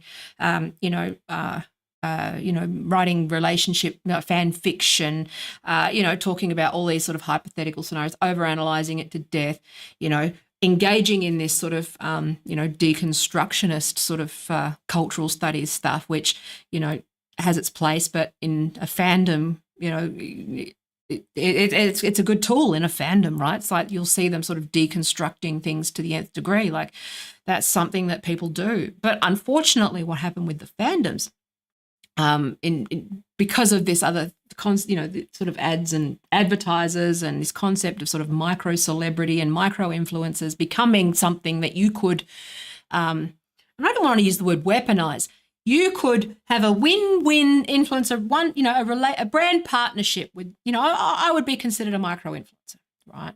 You can have a partnership with that person, a win-win scenario where that person can write fan fiction till the fucking stars, till the cows come home, okay? They can write fan fiction. They can engage in their favourite thing, which is writing incessantly, okay, about gender roles in fucking Spider-Man and problematization of this and that. That came out of the fandoms, okay? Now, with those fandoms, okay, those things, obviously, once you start to inject financial incentives and financial rewards, okay? So you've got to look at this idea of, so you've got to understand this concept of a micro-celebrity, okay? It's an online phenomenon, okay, where people like myself, right, where you are treated like a celebrity. You have fans, okay, but not many, but you kind of have the experience of having fans. And it kind of fucks up. And this is why the sort of celebrity psychology does actually apply to micro-influencers as much as it does, because you do get people that will sort of promote you out of the blue. You receive the kind of abuse that celebrities receive. You have the celebrity experience, but you don't necessarily have the celebrity money. You don't have the celebrity compound, mansion with security guards. You don't have the celebrity, resources in order to live that lifestyle. And so what we've got here with these tensions is that a fandom has jet fuel poured on it, You can buy any fandom because you can just find a handful of people in a community that are really intense. Now, what kind of community is more vulnerable and more likely to engage in fandoms? Well, we know that people on the spectrum and people with ADHD and people who are socially vulnerable are generally more likely to escape into things like fandoms, okay? You're more vulnerable to a cult, you're more, those sorts of things, right? It's not necessarily that the internet causes these things, it's more the other way around. It's more that you are drawn to the internet for the right reasons. And that's what my book is about, because I was a weird kid. I was drawn to the internet for this very reason, which is that I didn't fit in the real world. Still fucking don't. And now it's been sort of crashed by normies, and it's like, okay. But, that's sort of the book, right, that I've been trying to write forever, but I can't see myself doing it. I'm stretched too thinly, but, I'm trying to get those stories out as well. But what happen with those fandoms is that you create a perfect storm, because if you approach a micro celebrity who isn't like sort of taught how to be famous, which to the studio's credit, right, I've got a lot of problems with, like, obviously with the mainstream corporate media, but one thing that they do is that they give you resources and tools, and they they didn't turn everyone, they didn't if you're a child star, you at least have sort of PR. You have someone giving you school. Like, they make sure you go to school. They have all these they have labor laws around it. They have all these sorts of things, right? But when it's online and you're a micro celebrity, you're effectively just going to come apart like a Disney star. You're just going to be,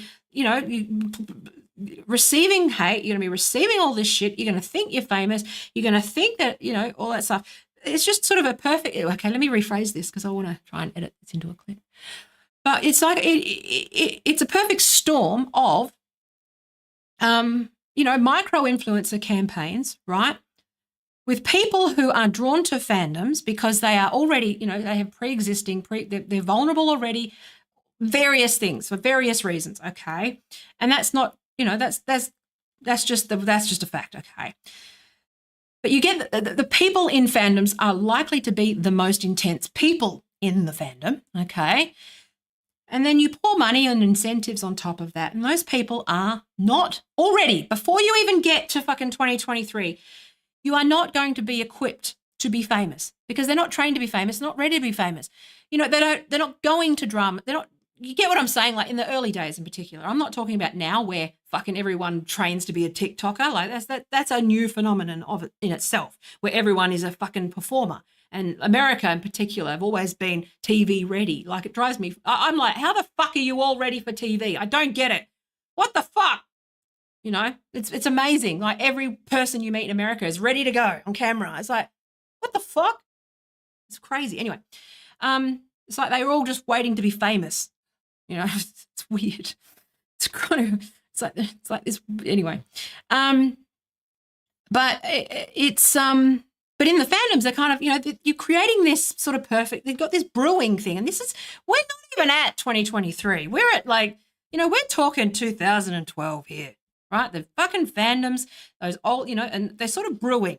And over here, you've got sort of the anti-fandom, and that was the thing that I wanted to talk about, because you've got the intense fandom over here. But over time, you've got this thing called an anti-fandom, okay? Now, an anti-fandom is something that is dedicated to making fun of the fandom, or making fun of the fans, making fun of the influencers, making fun of famous people, tearing them down. I mentioned alt.celebrity gossip, right? Part of the reason, Perez Hilton was a sort of next level of that when they sort of went into blogging, right? Think about that kind of snarky, Gorka was part of that sort of, came out of that. But that's sort of making fun of, that snark celebrity culture, right?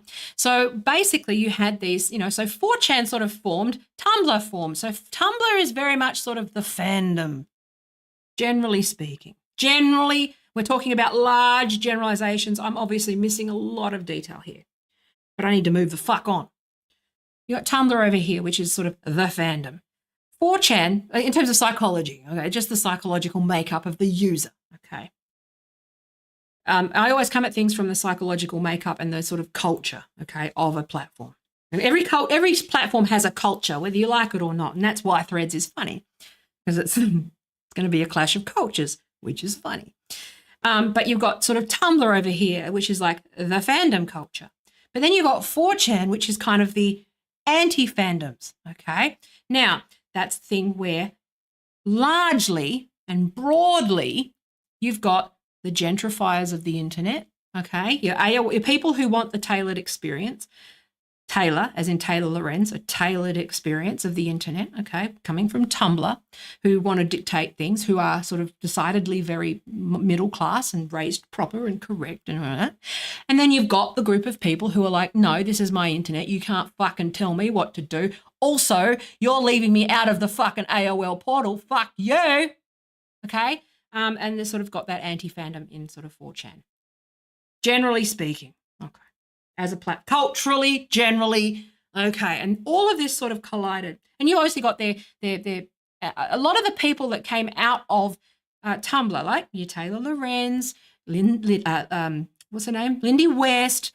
You got your Jezebel people, your Kotaku, Gorka, all of you kind of got your old school people like Perez Hilton. He sort of somewhat just became a grown up and moved on. But, I haven't been following actually. I don't know what he's up to. But, you've got these broad camps, right? But a lot of the old sort of, so when we're talking about, I mentioned Usenet before. And basically what happened was you saw a collision of these two groups. It started in like 1993, the Eternal September. People who came from the AOL portal, AOL.com, the earthlink.net. Okay, those people. They had a tailored experience, okay? Came into Usenet and started telling people what to do. And they started talking about boring bullshit. They started talking about all of the topics that everyone was on the internet to somewhat escape, which was small talk, banal stuff, water cooler bullshit, okay? And that tension has always existed on the internet, okay, which is the colonizers, so to speak, came in and just started moving in and started telling everyone off and telling everyone what to do.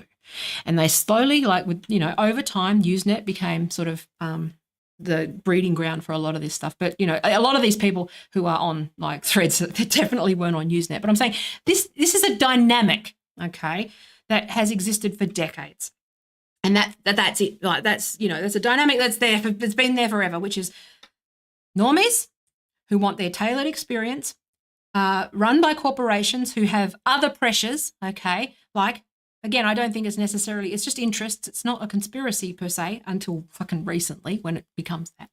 But, it becomes, where they've got to make money. So they're trying to, use these audiences and get these people, they're promoting those people in their portal, so to speak. And they're leaving out these guys because, for various reasons, legal risk, compliance, most people, the people on the portal won't want to read their impolite takes, right? I've been on that track for my whole career. People won't put me on things because of that. I know why. Because they don't, I'm not norm, I'm not mainstream, and that's okay. And that's the problem, is that there's a bunch of these people who were mainstream that suddenly found themselves not mainstream. And so for me, someone like Matt Taibbi and Schellenberger, I'm like, that's just welcome to that world, man. Okay, well, looks like you're one of me now. But because they straddle that mainstream world, but they're not really they still have some sort of mainstream sort of normie credibility, right?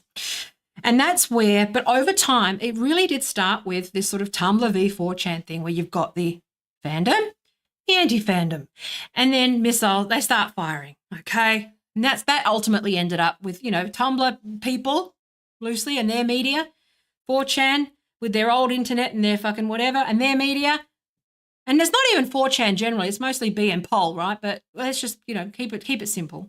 Tumblr and 4chan, throwing missiles Okay, B and Pol, those two, like, so that B and Pol, they're like subreddits, right? So think about a subreddit.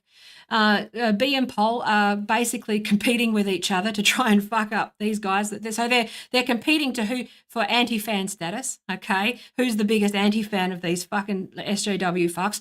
Sucking shots get fired. Shots get fired. Now those people all start to grow up, and they start to grow. They go into, like, they get employed because, again, the AOL portal, the advertisers, they go, oh, there's money in this. There's eyeballs in this. Let's set up these publications. Okay, Gorka, wow, you're getting a lot of clicks. We should invest in you.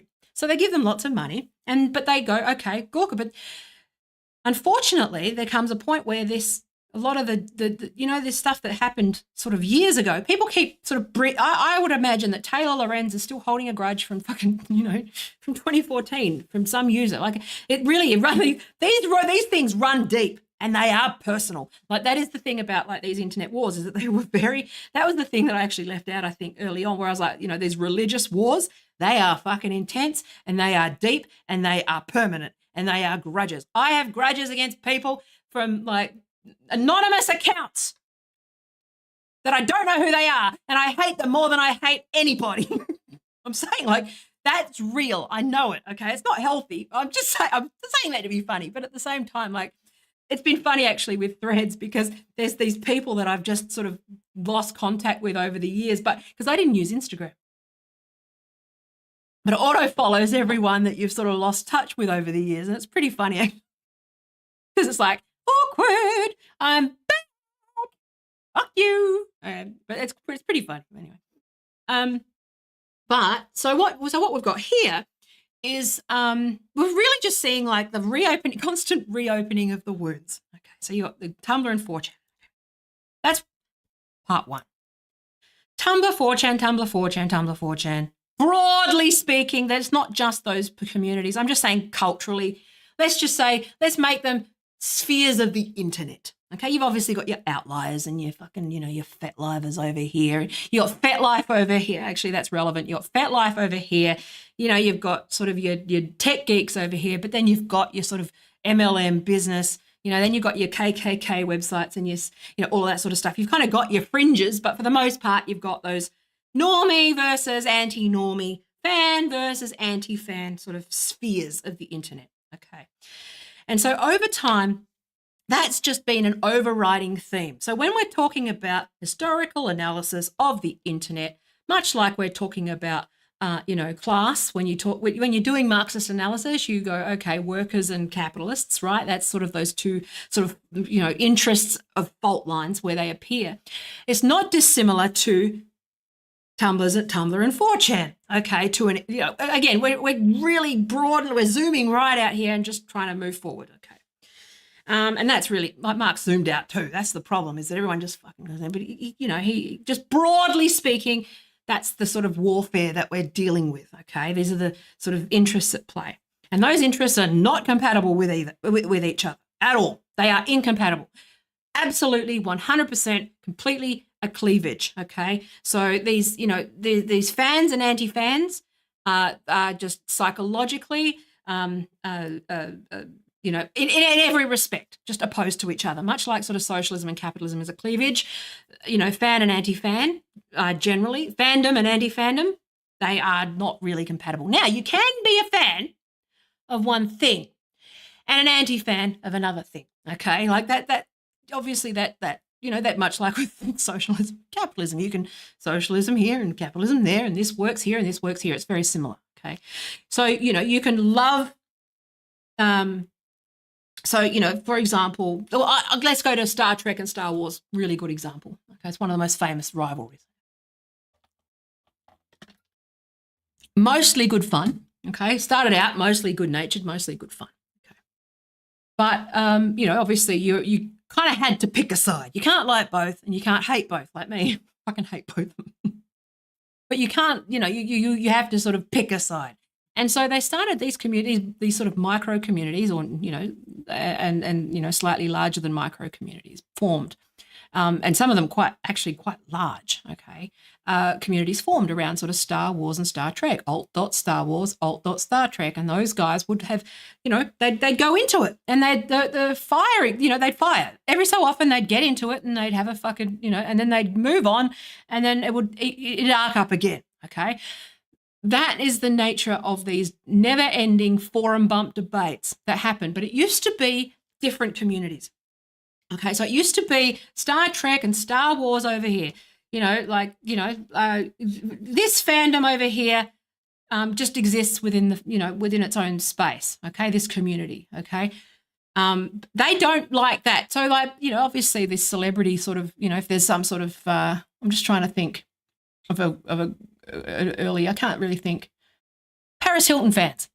Paris Hilton actually posted on Threads today and said, "Oh, Paris Hilton and Britney Spears and Kim Kardashian." That was pretty funny, actually. She's like, "Oh, we're here to break the internet." Like, that was funny. I like Paris Hilton. She's funny. But, Paris Hilton was actually a very early sort of anti-fan recipient. Like, a lot of the gossip blogs were, dedicated to sort of tearing down Paris Hilton, okay? But what they would do was there'd be these celebrity feuds. So you'd use Paris Hilton sort of as a punchline for a lot of the things, right? So she's like, I'm not on her side, like that sort of stuff. So the anti-fans really sort of would snark about Paris Hilton, but the Paris Hilton fans obviously would feel the need to defend Paris Hilton. So they kind of, they get into it, but it's ultimately separate, okay? And it would be something that was ongoing, but it was always simmering under because the fandoms would move on. They'd slowly move on. So if you're running a forum, if you've been a forum admin, you'll know that, if you let things, one of the things that you do, if you're a newbie forum admin, here's some advice, which is just let it run its course. People run out of steam. A community will run out of steam. If you let it sort of self-manage, like for the most part, communities in the old days, and if it's a closed community, the best thing to do is to just get people to the point where they've said everything that needs to be said, it's done, and they sort of move on. Like that usually happens. Like that's why you shouldn't really be, because and actually, if you're a forum admin, more often than not, if you intervene, it actually makes it worse. So it actually splits the community. So there's some really, quite specific things and strategies that you need to, that only experience really will tell you when you're running a large community. But a lot of the time you need to be somewhat hands off and just let them sort of figure it out themselves. Sometimes, it might be, you can't be seen to be taking sides. You can't be seen to sort of, but it will just, they'll figure it out. Okay, but what happens is that eventually, because they are in that community, they are members of the community, and they decided to be in that community, they have to work it out as a community. Okay, but what they do is, like some of the people, even the people that I used to spar with back in the old days, I consider them friends because that we were in a group together, we're in a community together. We didn't see eye to eye, but we fucking figured it out. Like that's, like a dysfunctional family. That's really how it is. You kind of, when you're outside of that family, it's like, you're not allowed to say anything about that family, but you can have it between your family, but if anyone says anything about them, then you fuck that person. Like that's really like how it works. What Twitter did was made them, first of all, those groups join and collide. Okay, so they were all on the same feed, the same thing, talking about the same thing. They all hated each other, and they all just showed up on Twitter. Okay, they were forced to coexist. That was going to be a disaster from the get-go. It was utopian, yes, okay. And, that was the thing where it's like the people, because also you've got financial interests who want to keep the eyeballs going. They want to keep the drama going, okay. They want to keep that going. They want to sell you shit and sell your shit and sell your shit and sell your shit. But, so people, what would ordinarily in a fandom or a small community move on and talk about other things, so what would happen then is that, okay, sorry, I need to circle back a little bit. So in a community like that with an online forum, people, it would settle down, but then someone would sign up every so often, depending on how big your community was. Sometimes you would have, threads that sort of go on forever and they're always being bumped, but for the most part, okay, they would die down and they would sort of be away. And then someone would sign up and they'd not know that it's been resolved. They would not have an understanding of sort of, the playing of the community, and they'd just start and it would arc up again. Okay. And that's what would happen, is that you'd sort of bump this fucking like saga and it would be on again. And that would happen. Okay. Now I've talked about this before with the coriander thing on Twitter, but I can, but this, so this was a really sort of pivotal moment. And this is what happened with Twitter. Okay. Which was that everyone should have been in their own little communities, their own sort of, narrow-casted micro community with leaders that were self-managing, and they could run it according to how they wanted to run it. Twitter was never fit for that purpose. You were never able to do that. Twitter was broadcast when it was always trying to be broadcast. It was always trying to be basically what you ended up with was a never-ending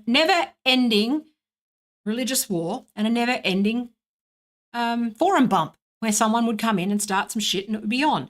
Someone would come in, start some shit and it'd be on. Someone would come in, start some shit and be on. And then you get political actors and political operatives and commercial interests and, geopolitical interests and all of those sorts of things that were just weaponizing this perfectly normal fandom, anti-fandom psychology for profit, or to nudge people, or to radicalize people, or to pull them off Twitter. Because once you're off Twitter, they sort of find you on Twitter, but they can pull you back into their community where you can then be, radicalized, or, get that captive audience, or be, get flooded with fucking emails about how they're coming to get you and how big tech is censoring you and how, you need to give $20 or Donald Trump's coming to fucking kill your children, or, or fucking Nancy Pelosi is coming to fucking, if you looked at their emails, they're identical. And that's, that's the thing, is that Donald Trump's emails and Nancy Pelosi's emails are fucking identical in the tactics that they use to get you not thinking. And, this is the problem. This is the inherent problem. So they're both just, stoking your fear, making you fearful. On Twitter, all you're seeing is a never-ending forum bump of people who should not be in the same place. But they are in the same place. And so it's just starting, and you become sort of addicted. And there's all these various interests. And like I said, it's a perfect storm with a lot of history. Gamergate sort of was an early part of that, where people realized that they could get clicks and make a lot of money by stoking that drama. Like, that's why you're seeing a lot of this stuff at BuzzFeed and is it Vice, and a bunch of Kotaku's on the way out. A bunch of these sort of things, they're on the way out now because people have cottoned on to this whole idea. But basically, what they would do is just set up these online magazines that were sort of rage baiting and like drama farming, or whatever the fuck you want to call it, right?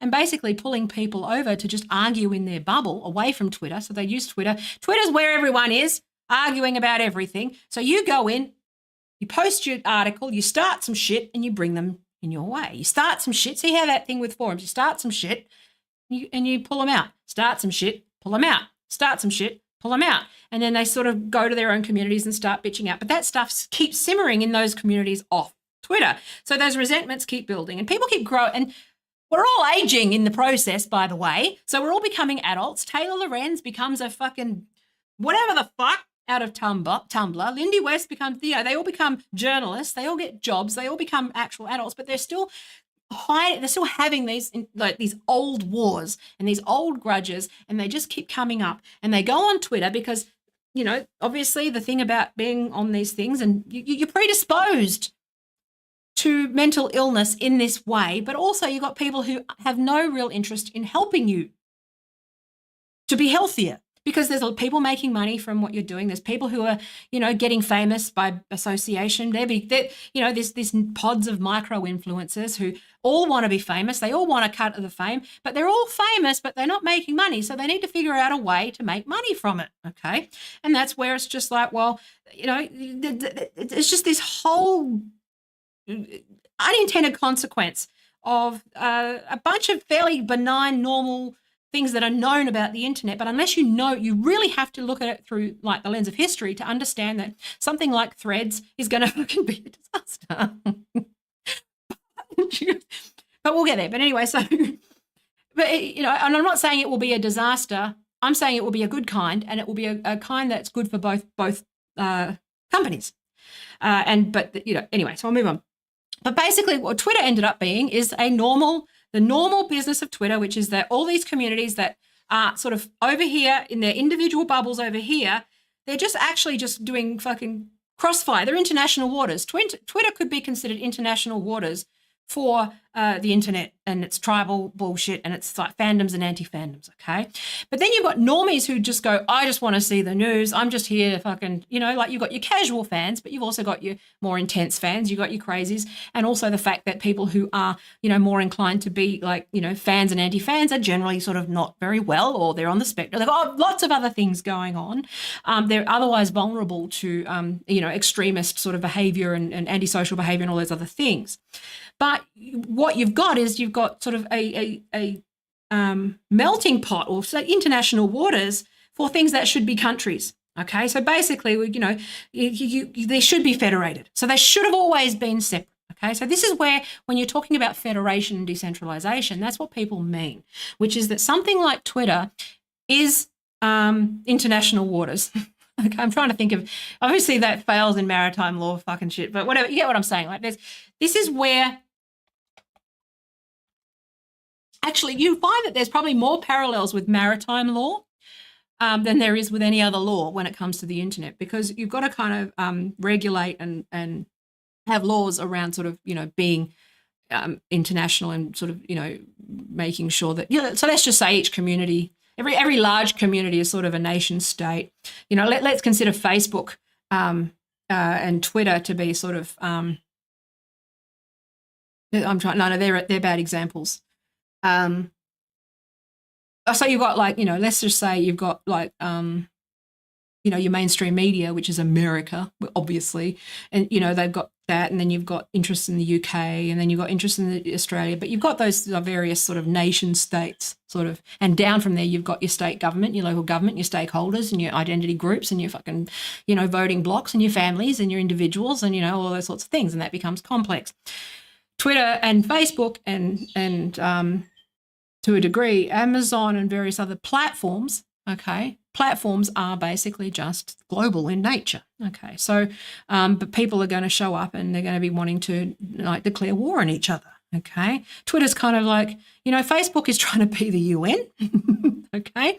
And Twitter is just more like, oh, yeah, let's just figure it out in the boxing ring, right? Okay, so I think that this is where, when you understand sort of this, it's just that broader sort of historical, I'm trying to tell a story that is, because it's very dense and very complex, but also quite simple if you allow me to sort of strip some of the details away, okay, which is the fan and anti-fan concept, okay, and this idea that there is sort of, you know, that edginess, but also you've got, you know, Gen X and Gen Y, very different. So think about Gen X and Gen Y. Gen X are generally like, leave me the fuck alone, you know, all that sort of independent, alternative stuff. Gen Y, more like boomers than they like to realise, you know, more sort of, you know, that whole being used to being catered to, marketed to, everything, you know, those sort of participation certificate people, you know, that sort of stuff. There's a whole, the way that they define generations is like cohorts. So think of it like you would with, you know, generational stuff. It's not meaningful on a personal level, or not really, it's just kind of rough cohorts, okay? You sort of experienced the same sorts of things. So you've got your sort of Gen X internet, old school internet people who are about freedom and, like, you know, like most of us are quite cool with Taylor Lorenz existing online and doing what Taylor Lorenz does to her community. She's not okay with the opposite, okay? And I think that that's sort of where the problem is, all right? So that's where, you know, most of the people in the old internet are cool with like people doing what they do. They just should stay the fuck away from like the old internet. So the portal people, we go back to the AOL portal, the portal people are dictating what's off the portal as well, okay, to use that analogy, right? So they're not just trying to curate that experience, but they're also like through Kiwi Farms and those, you know, that Kiwi Farms takedown, they're not just focused on what they're seeing and their experience and the portal and, you know, what people see in the mainstream, but they're also trying to dictate what people who don't want that experience see as well. And that's where it becomes my fucking issue, because it's like, I didn't want the portal. I want to just go on this old like thing, and I want to determine for myself because I'm a grown up and I'm, you know, all that sort of stuff, right? And also, I fundamentally believe that information, that sunlight is like, you can't suppress these things, okay? It doesn't work, okay? And also you can't monitor it, okay? So you can't monitor it if you can't see it, okay? You can't alert. Like part of the reason why a lot of my work is what it is because I've been able to see what's going on, Okay. If I can't see what's going on, I can't report back. Okay. And then I can't tell you that this is fucking hilarious. So back to threads. So why it's good for the internet. So when you understand this sort of, like this feeds into that fan, anti-fan dynamic. So Kiwi Farms, Get Off My Internet, 4chan, let me think, like old Usenet Snark, Twitter, I think this is, directionally Twitter, what Twitter should have been. Twitter Twitter tried to be both, and that was its mistake. Twitter tried to be both, and it just, they don't work. Okay. But, but Twitter, I would put Twitter in this camp. If Captain Fuckstick can get it right, this is what Twitter is. Twitter is anti-fan, okay? Threads is fan.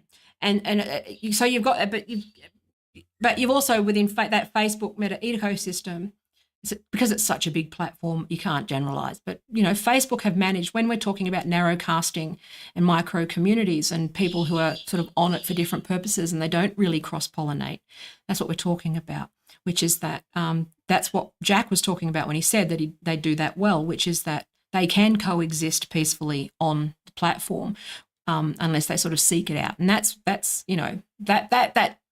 seems, that's, Facebook Meta have really done really well with that, okay? And that's why, with threads, I don't think it's a threat to Twitter because Twitter is anti-fan, okay? Now, this is why you're also seeing, because the thing about Elon Musk is that Elon Musk has fans, you'll see, okay? Elon Musk has fans and he has anti-fans. And then you have normal people who are neither, which is most people, okay? But what you're seeing is sort of fan and anti-fan stuff, okay? So, but the anti-fans of Elon happen to be the people who are also sort of the anti-fans of, anti-fans in general, okay? They're fans of, corporate control. They're the AOL portal people, okay? They are the people who are on the internet and use it transactionally, use it as a tool. They are the people who want to be famous to a large range of people. I don't want to be famous. I would like micro-influence so I can just be left alone and make enough money to survive. I need 100 patrons. That's all I need, and then I'm happy, okay? Because most of my patrons tend to be at the, higher tier. Like that's, I'm savvy in the way that I do it. I know I'm not for everybody, but some people want to be more generically influential and famous. I don't want that because that's just more shit, okay? I know because I know all of this. I know what's involved because I've been that. And it's a lot of hassle. But so what we're seeing here is so that with the anti-fans, so the issue that we've got here, and this is why it links back to sort of what with Cloudflare and Kiwi Farms and, a lot of this sort of MO is not so much that, but I think most people on these, sort of anti-fan communities, they just want to be able to be anti-fans and be able to, do what they want to do. And they support people being fans. The thing about people being fans is that their anti-fans need them to be there, okay? They need them to be there. They need them to exist. And do you know why? Because the fandoms create content for the anti-fans. They give them something to talk about because they are the anti-fan, okay? That's what they're doing. Antifa, anti-fan. Fucking crazy. No, I'm just saying. That was a stupid joke. But, right, so you've got that. Again, I'm talking psychologically and very, very generally so that you can, this is obviously very dense stuff. But people, because the problem with academics around this stuff and the commentators in this space is that they're so busy going narrow. And I try to make sure that we zoom out and go, okay, well, are we focused on the big picture and the actual overall trends and the problem? Because once you zoom out, it becomes clearer that just, live and let live.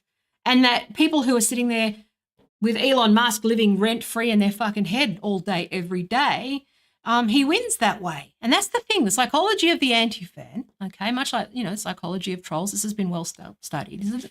They enjoy the fact that you're thinking about them. They love it. It's funny. It's funny to them. You're upset. like the fact that you're obsessed, that you're on threads and that you're sitting there as an absolute Twitter addict on, 4 different Twitter clones bitching about Twitter, you're not over your ex. It's like you're an addict. You're the one who you were in a dysfunctional relationship and you are sitting there, you are talking and obsessing about this dysfunctional relationship. The problem lies with you, not with the platform. You are an anti-fan and that has a set of sort of psychological things that go with it, okay? And so, much like an intense fandom is a problem, an intense anti-fandom is also a problem because that's where politically, when you zoom out, you get into this sort of in-grouping and out-grouping and scapegoating. And these are politically very dangerous. They are fairly benign, okay, when it's PC versus Mac or Apple versus Samsung, fairly benign. Because obviously fandoms still get abusive and they still, but if it's all in good fun like it was in the old days, it's, I would argue that it used to be fairly benign as a marketer to sort of, play with that a little bit in a clever and, as long as you were doing the right thing and you were in on, and people were in on the joke, that's the thing. As long as people are in on the joke, that it was relatively harmless to leverage this psychology in marketing. But they're not in on the joke, first of all. They're vulnerable people who are drawn, people are getting too intense in their fan and anti-fandom, and people are just sort of, still trying to use these marketing tactics in a way that's actually negatively impacting people, and they're, it's actually actively harming them and hurting them mentally because they are addicts. They have got, they've become antisocial. They are not functioning as functional adults. Like Taylor Lorenz, I feel for her.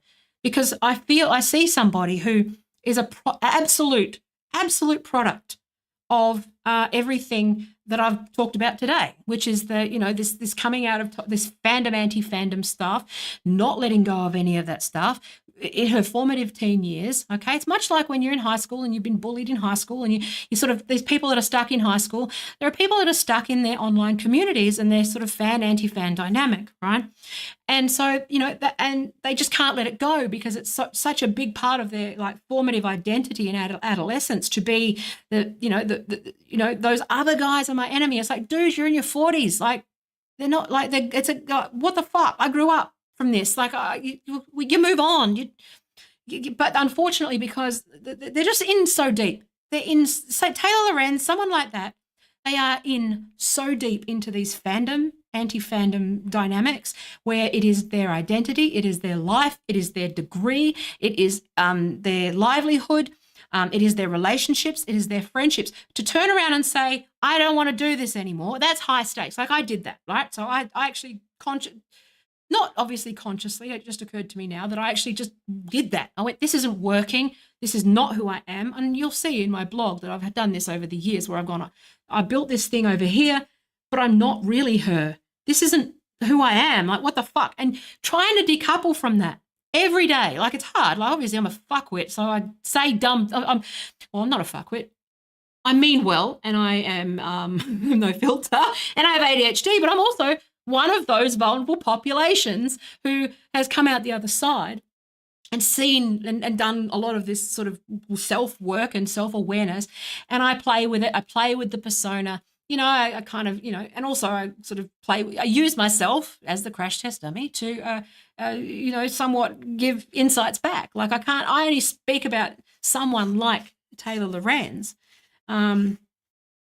because I am like Taylor Lorenz. Okay, I understand her and I understand where she's coming from. Same with libs of TikTok. I mean, they're different. They're obviously, it's a different psychology. But I'm saying I understand these guys. But they're in deep and like that is effectively like you've kind of gone into, and that's why when I say that fandoms are a lot like cults, it's very similar. I mean, it's not obviously, like I said, they're similar. They're not like identical, but fandoms can be very cult-like. They sort of turned cult-like, especially with financial incentives and like the one thing that destructive cults do best is make the cult you're dependent on that for your livelihood, right, and survival. I mean, look at the Sea Org and Scientology, and how they get you to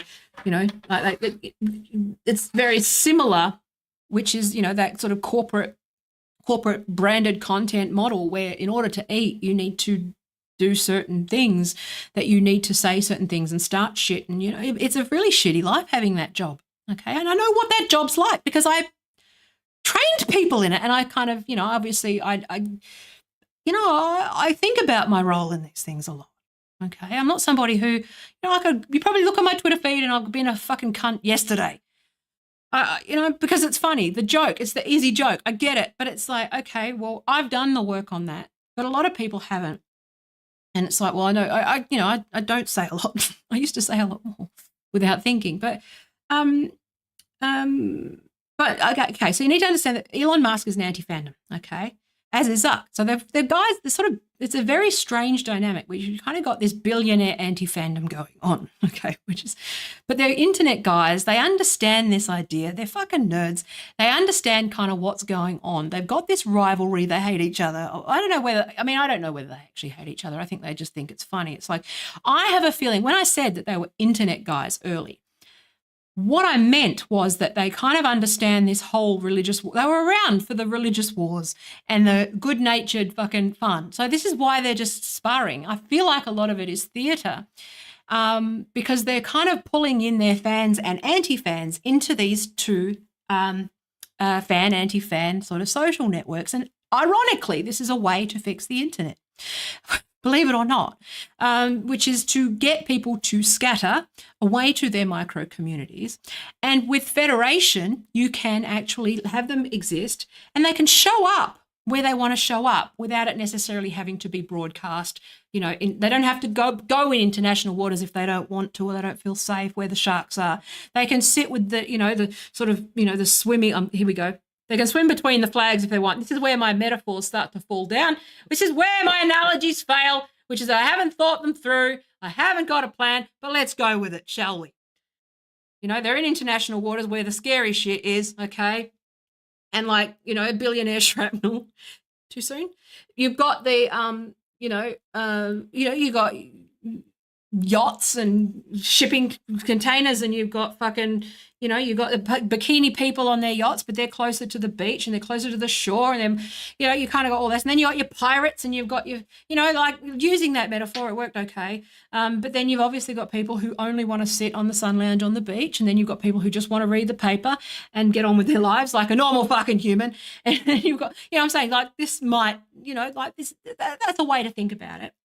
But the way that we do things like with nation states or communities or whatever, we should never, again, this is an argument for why direct democracy also doesn't work, which, it may do, but you understand what I'm trying to get at here, which is that, so you've got your sort of your corporate media who want to make money. You've got your influencers, your bikini models and your fucking people who are just walking advertisements. But then you've got your people who hate those people, anti-fans.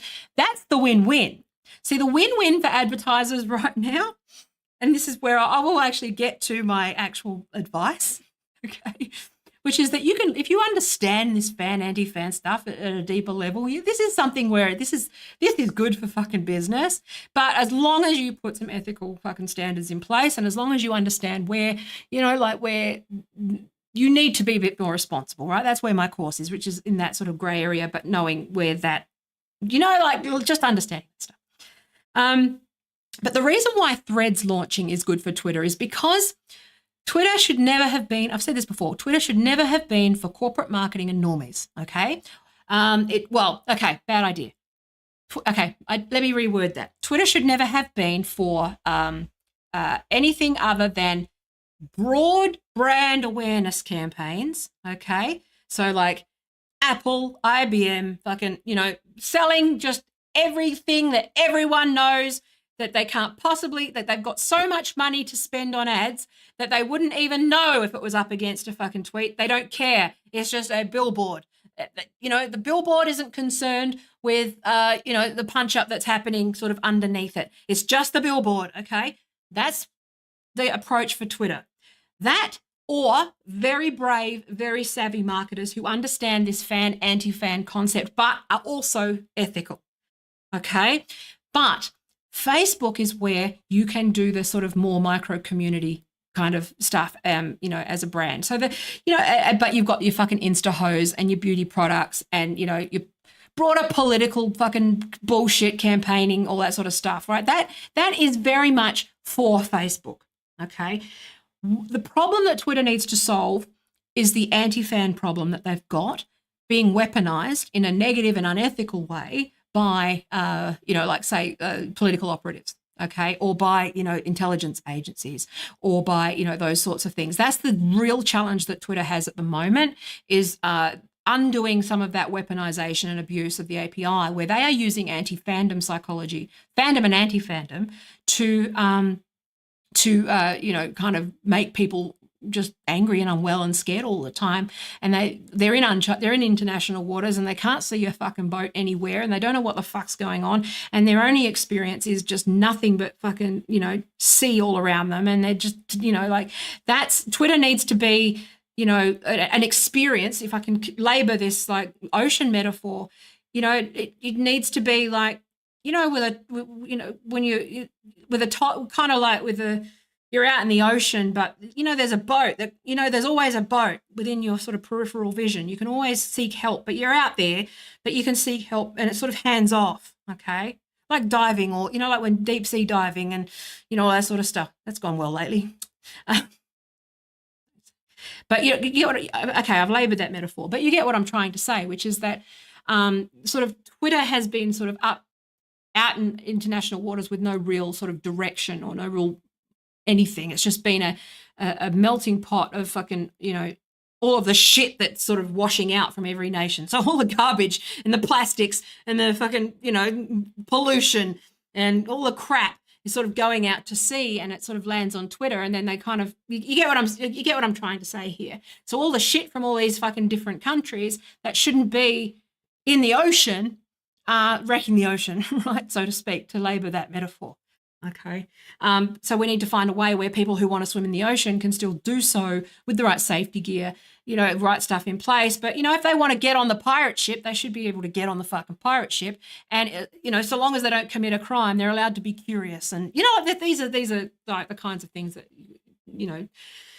that's what Federation is trying to do. Now, we're in a period now, so Threads. So Threads is Facebook's Twitter clone, where you can import your current Instagram followers and your Instagram account and go onto like a Twitter-like experience, okay? Which is funny to me. Like, I made so many jokes. I was like, oh my God, like we get to find out that bikini models can't read. And then what was the one today? I was like, I cannot, you thought that you were not ready for the president tweeted, said seriously. Wait till you turn on CNN and you've got Brandy complaining about fucking, in a bikini, complaining about her First Amendment right. Like, it's like the emojis are going to be lit. Like, it's funny. Like, there's lots of jokes, right? But it is funny because Facebook have done a strange, not a strange, it's actually very clever, controlled cross-pollination, if that makes sense. So Twitter was a uncontrolled cross-pollination of communities, okay? Meta, under the Meta umbrella, is more controlled in terms of the way that it manages that with their algorithm, because what it's doing is they're already on Instagram. So you've got your Instagram people, okay? But you've also got, so the people that are already on Instagram, most people like me, I'm not like, fucking Insta-hoes annoy me. I get annoyed by Instagram. I hate fake people. I'm not like, even though I'm a designer, I like when I switch off, I'm actually more of a word person. I'm more of a, it was a funny, someone said, the pretty people are going to figure out how sad the sentence people are, which is, there's been some funny jokes, right? But you've got this cross-pollination that's happening of communities, but there's sort of somewhat can leverage the data that they already know from Instagram. So as much as, I think that people are missing the boat in terms of being worried about, this is ongoing with the problem with data, which is that it's not the data that's the problem, it's who's using it and who has access, and people not being compensated fairly for the use of that data. I'd be quite happy to license my data for Facebook if they give me money. Like, it's, like that's fine. If I, as long as they didn't, as long as we had a contract between me and Facebook, or me and Meta and me and Instagram, and says you will use it in this manner, that's what I'd be advocating for. It's why I'm, doing the legal training, is because I'd be advocating for there to be a more conscionable or more fair contract between user and Facebook, which is, well, here we go, transactional stuff. Make it into a contract, which is, I want something for my money other than just using it. Like that's not enough. Like, you need to compensate me, but you, as part of that contract, you can be sued for breach of contract, and I can, all that sort of stuff, right? It can be renewed, and users could unionize hypothetically and organize, right? That's really how it is, which is they're not just that it's not just our labor that's exploited under capitalism, it's our very selves at the moment. And as such, we could actually organize as users and negotiate en masse with, especially with Twitter right now, to compensate us. Not make it the whim of Elon Musk, but make it actually contractual, and not make it a value proposition offering, but actually organise. Because I think that, again, that's where, you got to understand this idea of sort of, like at the moment you're on an individual sort of a contract that's quite exploitative, and, like you should be able to negotiate the terms of that deal, not just have it, be the only deal on the table, right? But that's afforded to big content creators, where they can negotiate, like Hassan Piker's with Twitch, and they negotiate all of these sort of deals. But that would be good to be able to do that when you sign up and say, what track do you want to be on? And, you should be able to contact somebody and get legal advice and make it a business relationship if you want to, and actually be able to negotiate the terms of those contracts, right? That's in an ideal world, but I doubt that, that's a world I'd like to see, but I don't know whether that's going to actually occur. If I was actually hired by Twitter, that's the kind of thing that I'd be saying, that's how they could innovate, is to actually, be user first and anti-fan first and internet first. And, Elon Musk gets this, he knows this, and that's why I think he's going there. But again, I have to keep explaining Elon Musk to everyone. But then the anti-fans will say, you're an Elon Musk fan. You see how they do it? It's like, you're a fan, anti-fan. It's like, no, I'm neither. I'm just a normal person who knows things, which is that Elon Musk is on team anti-fan, okay, for the most part. Okay, he's still, and obviously is somebody who has to play the game a little bit, because, he's obviously got business interests, but he's not the AOL portal guy. Mark Zuckerberg is the AOL portal, is the portal guy, okay? And he's the guy that's trying to, manage the internet and manage the AOL portal, and, Facebook being, the first, it's always been his vision, which is Facebook is, the platform that runs the internet, okay? And Google, to an extent, is that as well. But I'm just ignoring, because I'm parking Google, because Google's a different beast. And TikTok is another one of those melting pots, like Twitter, where you've got that cross-pollination, and it kind of ends in a bit of chaos. But what Facebook is the AOL portal, okay? Elon Musk is the Usenet guy. Okay, he's the guy that is okay with the Cotsy trolls, and he kind of wants, things to be, he wants people to just find what they want, but he also needs to make money. And that's the problem, which is that he needs to make it sort of, profitable. Now, the thing that makes Twitter not profitable at the moment is trying to be all things to all people, and also trying to be a fan, appeal to corporate interest, okay, hang on, let me just think that through. Let me think what I'm going to say, because I haven't really thought this through. Where are we? Let me think. Yeah, so I think I said this before with how to fix Twitter, right? The diagram that I've got, right, which is that micro celebrity, micro influencers, nano influencers, as well as going large. Okay, so you've got super large, big broadcast media campaigns, and Apple buy out a MacBook. Okay, that's as high as broad as you should get. Okay, but beyond that, you should be going to edgy nano influencer, anti-fan, kind of platform. Okay, Threads could be the more sort of business friendly AOL portal for the internet, and what they could do is federate with each other. Okay, so when we're talking about federation, and this is where things like Blue Sky, the technology on Blue Sky, the technology on Threads is intended to be federated. So like with Mastodon, basically when you set up Mastodon, you can talk to other instances. Threads is basically a Facebook-sponsored instance of like Mastodon, for example, right? They can talk to each other, and that's something that is trying to do, working on the AT protocol. WordPress actually acquired and hired the author of the ActivityPub plugin for, which is the protocol for, ActivityPub is the protocol for how servers talk to each other, right? Like with Mastodon, so ActivityPub. So WordPress.com and Automatic are going in on ActivityPub, okay? But I also suspect they might hedge their bets and do both. But, WordPress.com. But I also have, okay, so here's how I think it works, which is that based on some of the movements that I've seen, because WordPress Automatic also sort of divested some of their stuff from Twitter as well. Like they kind of they're not paying for the premium API or anything like that. So they're kind of, I think that what they're doing is strategically backing ActivityPub because they know that Jack has a contract with Twitter.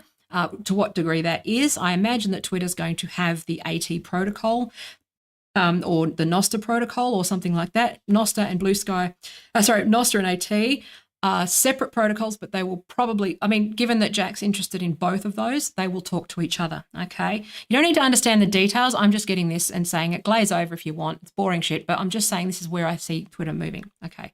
Because I need to substantiate this for the industry people who do know as well what I think, I think they'll probably agree that I've got a point where I think things are going to go and how this affects users and marketers, and I can talk about that. That's the part where you got to pay me, okay? If you want to actually know what to do, then no. But I'll talk generally about how it's a good thing, and it's an opportunity, right? So what I think is going to happen is, because remember, Jack Dorsey actually has a contract with Twitter. We don't know the details of that, but that means that largely when, not if, Twitter decides to federate, okay, that it will likely be on that Nostr or AT protocol. Facebook. So think about a protocol. So think about how you've got with your you've got email and then you've got telephone, email, telephone. They're ways to communicate with each other. Bad examples, but you get what I'm saying.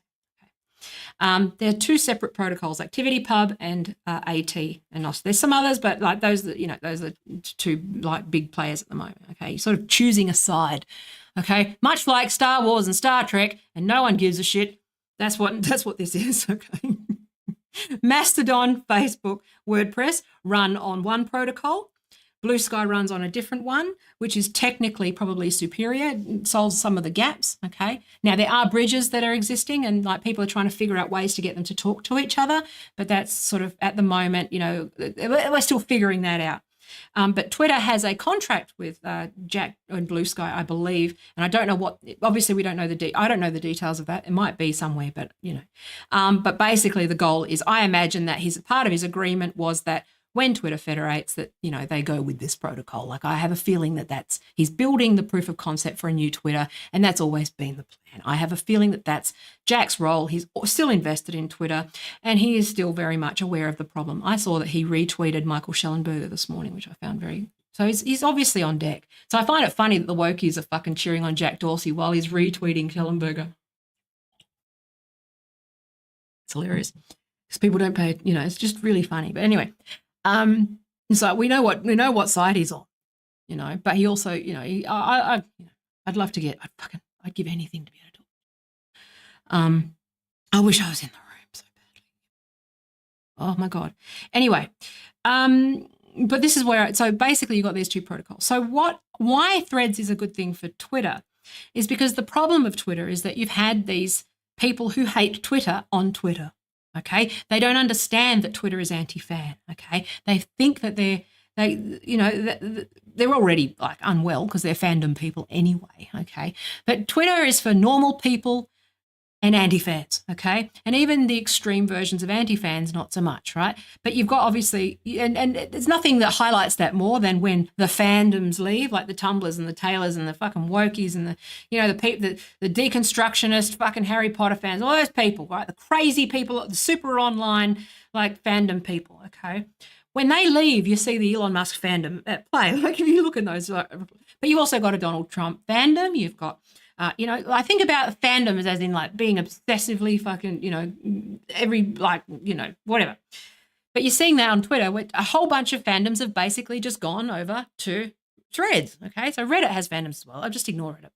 like everyone. But like, I'm kidding. But this is what you're seeing, right? Which is that what we're seeing is basically that this idea that communities can coexist in a big melting pot in international waters with no boats, with no lifeboats, with no safety gear, with no one, with people who can't swim. Okay, it's a hypothesis that, whilst ideal, and it's a great ideal, it's something to orient towards at all times, which is that ideal is great. In reality, it really should just be more like nation state shit. Okay, it really should just be, okay, states, let's just go our separate ways, and let's have a place. Let's have a place where we can have it out. But we go there we don't, it's not a constant forum, but it's not constant. It's just something that, you can have your fun, you can throw your fucking, but you can opt out anytime. You're not invested, you're not addicted to that platform. You can leave that platform. Okay? People like me who will sit and laugh at it and whatever, good. Now, the psychology of people who are on Instagram and Threads, obviously they are more sort of pro fandom. Okay, they're more. I'm seeing it already. They're just people who've just built their own little fandoms. Okay, Facebook group. They really have nailed that whole, like I said, like Jack said, the narrowcasting model, where you've got your local groups, you've got your mum and your dad, and they're all fucking on these weird like anti-Muslim fucking groups, and you've got wokies over here, and you've got that over there, and you've got people like me who are just meme groups everywhere, and and you've got and they just sort of advertise, and everyone sort of mostly coexists on Facebook, right? You wouldn't really, like, I don't even see most of the shit anymore because it's just, my feed is so mature now that all I see is fucking, actually Paul opened LinkedIn and he's like, basically my LinkedIn feed is ads and Taya, ads and Taya, ads and Taya. So, yeah, that's how I want it. Knows we're married, but it's also because he only goes on these things when I go, like my shit. And so that's what he's going to see. But it's just pretty funny. But anyway, but Facebook for the most part seems to have nailed the algorithm. Now with Threads, they've obviously created their initial stream is a kind of, like I said, a controlled burn, so to speak. Okay, it's like a controlled burn where they're kind of throwing everyone in the deep end a little bit, but in a curated, very careful way. I noted by default that the Threads app, you can actually turn this off in your settings. It has a, filter like bad words, filter offensive things, and I just, not safe for work, you can just turn that off. I did that already, but it's still actually fairly good, okay? They've already got a lot of controls in place that they've taken from Instagram. Now, people are going to moan about that being censorship, but like I said before, the AOL portal, okay, it's not censoring for curating. Curating is not censorship. Curation is user experience, not being garbage. And I think this is the mistake that a lot of people make, which is that you don't have the, you have the right to the internet. What we need is a platform where you can be that, and Twitter should be that. Threads shouldn't be that. Threads should be the AOL curated portal experience, because do you know why? Because when Threads is that, when Taylor Lorenz is on Threads, when fucking, the Tumblrinas are on Threads trying to police everyone's fucking comments and language, when they're all doing boring LinkedIn bullshit and everyone's fucking arguing over politics and being really stupid, guess what it does? They're over there. And guess what they're doing? They're making money over there for Zuckerberg, which is funny, okay? So what he's done, he's actually done Elon Musk somewhat of a favor, and he's pulled the worst parts of Twitter, okay, away. Now, this is an opportunity for Elon Musk to turn this into a good anti-fan. And when I say anti-fan, I mean old school internet anti-fan. The problem that Elon Musk has is that I'm not sure that he's not so far down the fucking rabbit hole that he's not going to turn it into Gap. That's the concern that I have. It is a lingering concern and a constant concern that I have. And that's why I think Linda strategically is sort of a good pick for CEO, because she can at least understand the AOL portal part. Okay, the fact that what advertisers want, but they can tweak it, but they can be sort of a more edgy version. The problem is that you shouldn't have major entry points to the internet, okay? Like your average normie should not be onboarded using Twitter. So Twitter is like kind of advanced option of social media. Facebook's where you sign on. Now, we know this actually from the data that most people who sort of were onboarded on the internet early, they're often onboarded because they want to use one specific app. Like a lot of people were just on Facebook because, especially the oldies on Facebook, like over 65s and stuff, a lot of the reason that they were on Facebook was because they just wanted to keep up with their grandkids or, hang out or whatever. They just were joining groups. Like Facebook is as much a utility for them as it is, an expression platform. It's not really an expression platform. They see it more like a utility. And so the way that other, people outside of the sort of creator, and especially in America where they're always TV ready and trying to be famous, most people you got to remember how normal people use the internet. Normal people use social media as tools, as platforms, as utilities, to get to where they're trying to go. And you don't want to be like, with Twitter's not fit for purpose when it comes to news. Okay, it's not fit for purpose when it comes to mainstream news and mainstream journalists and normies and people who are looking for the AOL, fan experience. It just doesn't work. They are incompatible with each other. What Twitter needs to do is it needs to pivot into the sort of Twitter 2.0. It needs to be where people go once they're sort of high on fucking Meta and high on Threads. They want something a bit edgier. Like I joked this morning and I said Twitter is where I'll practice my threads. So Twitter is the place where I'll still be warts and all. I'll still do what I do. And then I'll fucking look at the best of that and I'll put a more polished version on Threads. And then from Threads, I'll turn a thread into maybe on LinkedIn into or a blog post or something like that. In terms of a flow, Twitter's still the place where I'll just, riff and be myself and be authentic and be like me, okay? But I'm unusual, okay? Most people they don't want to be rehearsed on Twitter. They don't want to be sold on Twitter, really. Okay, people go to Twitter for the authentic experience, for the in the moment, for the breaking news, for all of those things. And mainstream journalists and media, they can maybe source from Twitter, but they can post over there. Okay, that is the best church. That's the best separation that I think. That's the best movement because eventually I imagine Twitter's federating. It'll federate. It has to. But what I actually think with the everything app, right, that Musk is talking about, which is that you've got Facebook, which is AOL portal. Okay. Facebook, the AOL portal. And then you've got the rest of the internet, which is X. Okay. And then you're obviously, again, broadly speaking, you've got people who want the AOL portal and the people who want to figure stuff out and discover stuff and be a bit freer, okay? And I'm hoping that we can sort of take in more of that and those things. And, those things can still align. They can still align. And what it means for marketers is that you need to get your head straight on which side you're on. Because if you are on like this other side, then you just need to go, that's not my game. That's not what I'm good at. I don't want to do that. It's too risky. I don't care. Leave it to people like me to advise on how to market on Twitter, okay, or something like that, because it's its own beast.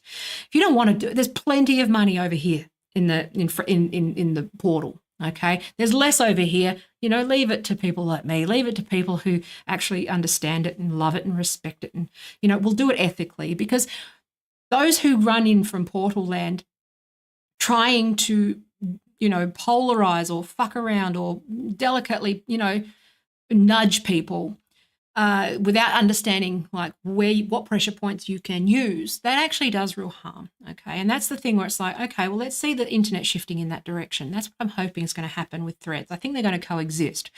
But what's interesting is that you're probably going to find out a lot about yourself. Like for me, I actually realized that I don't like the threads. I like the beautiful, it's a polished experience. It's really well designed. Nothing overtly wrong with it. Like I'll go on it and if the audience is there and people, if I get the engagement, yeah, I guess I'll go on. But there's nothing like Twitter. It's nothing like Twitter and it will never be like Twitter. And that's a good thing. Okay, so one thing that I've seen is, people complaining about sort of, threads being a Twitter killer and they're already censoring. And it's like, well, good, they're the portal. Reframe your thinking. They are the AOL portal and you want Usenet, okay? You want the authentic experience, but not everyone wants that. And so Facebook, are giving them, and LinkedIn is giving fucking I think we should tell LinkedIn to fuck off, and they're not allowed. So go off on, if you're on Threads, then you're like, fuck off to LinkedIn too. But I'm saying that this is how we need to look at it from day one, which is that these platforms are trying to be all things to all people, and it doesn't work.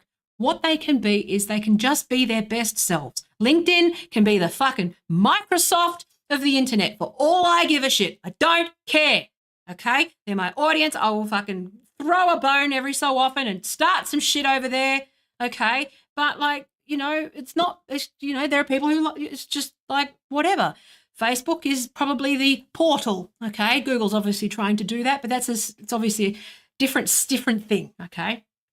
And you got TikTok over here, which is sort of more wanting to be that melting pot, and that will go toxic as well. That will just, they're trying to do over there. They're trying to do that will go the way that it's going to go. I know how it ends. Okay, I just know how it ends. We've seen it too many times before, because if you have a historical understanding of these tools beyond just where can I reach people and how can I do marketing, you actually have an understanding of the history around these things. You know how it's going to go. It's going to get toxic. It becomes unusable. But, again, it's a good chat. I'm impressed with TikTok. They seem to have managed some of those experiences pretty well. And, they might iron that out. They might figure that out. But Facebook, this is the thing about the data as well, which is that the data can actually provide good insight on how to do things better. And that's obviously the dilemma that Meta have. And on balance, I'm probably pro developing a new social platform from scratch using the learnings that they've got. But obviously, I feel like the horse is bolted with my data. It doesn't mean I don't oppose it, but the horse is bolted. And it's like, well, I still want compensation. But, it's not what I signed up for, but, I can't stop it now. So I may as well just, lean into I love how they're like, don't sign up to Threads because it's your data. It's like, they've already got it. So it's like, well, you've already been like, they've already stuck their dick in, may as well keep going. Like, what the fuck? No, I didn't say that. But you get what I'm saying. Like, you've already broken in. You may as well fucking steal shit.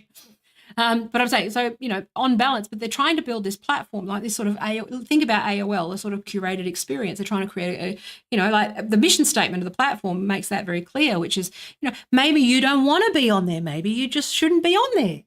Maybe you just don't want to be at AOL, and that's okay. Maybe you want a fucking, you want to be like on a different part of the internet. But Federation will make it so that those who want to read what you've got to say and opt into it, okay, and those who want to choose to see what you want. And that is the thing about like user experience design, which is that the user has to choose and opt into seeing it. I don't want to see your mega content fucking bullshit garbage. I don't want to see it. And I want to be able to mute it. And I think most people are sick of it. And like that never-ending forum debate where I'm an admin and I'm sitting there watching fucking this fight. It's like, play it out. We're all tired. Will you just stop bumping that fucking thread? That's how I feel about this stuff. And I have a politics degree. I can only imagine, and I love, I'm a policy law fucking internet person. I can only imagine how your ordinary fucking, person feels. Being exposed to the garbage from Twitter, landing on threads, which I find funny. I find it funny because I was just like, well, the Instagram models are going to go on there and they're going to share their thoughts and their selfies. And the people who hate Twitter and their job is to be an anti-fan and they're only leaving Twitter because they can't do what they did to make Twitter toxic by tearing people down on Twitter. Let's put them on the same platform as the fucking people who are prettier than them. I can't see how that would go wrong. Nothing can possibly go wrong. But I'm saying, it's a fun little experiment. So you got this kind of thing. But Threads and Twitter can coexist, is my point, which is that Twitter should never, ever, and it comes back to what I said the first time when the advertisers said they were quitting and what, the journalists saying they were leaving and all this, they shouldn't have been on there in the first place, and they need a place to go. And those who want to go and look at Twitter, they can. Okay, those who have, like thicker skin or whatever can go. But, those who don't want that shit can go get their news. And that's great. I love that. I love the fact that people, it has to, I think it's just changing and shifting. And I like the fact that, and what I said, and obviously there's clues in the way Jack's been talking about some of these things, which is that Jack has been talking about this ability to control and, your feed and control what algorithms that you see, if any. And, you can see that there's sort of this broad consensus in tech, okay? Whether Elon Musk and Zuckerberg they're just having some internet fun as far as I can see, and they're rivals and, whatever. But they're business rivals. It's like it's just one of those things. But there's still a broad consensus, okay, which is that it doesn't work the way that it's worked. It was a failed experiment to have people coexisting. Facebook figured that out early. Twitter's never been able to decouple from that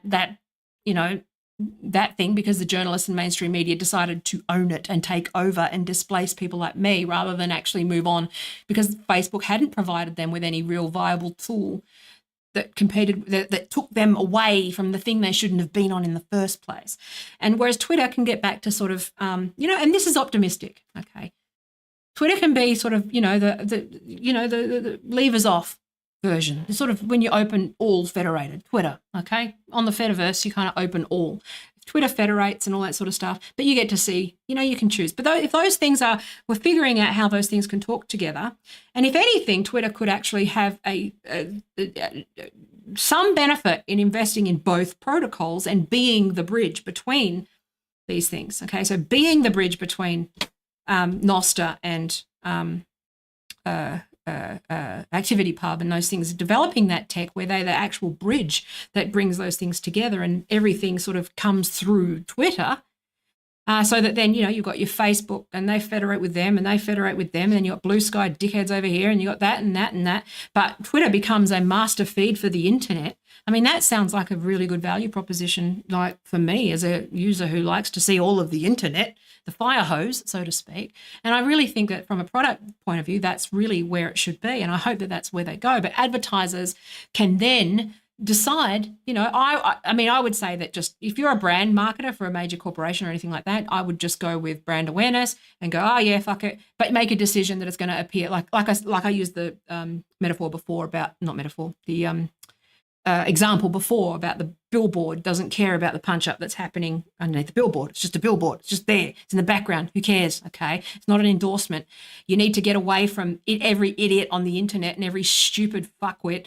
Like, the problem is not the problem that you think it is. The problem is a litigious, censorious, like culture in America that is like, you need to get away from that idea that you can just, that everyone's opinion is important. It's not. And every law, it's like, no, everyone knows that the billboard's not fucking responsible for the punch up that happens underneath it, unless that billboard is actually saying, hey, look at this punch up here. Isn't it great? Which is what some brands do. You're fine. Like, don't worry about it. Just ignore them. Just learn to ignore crazy people.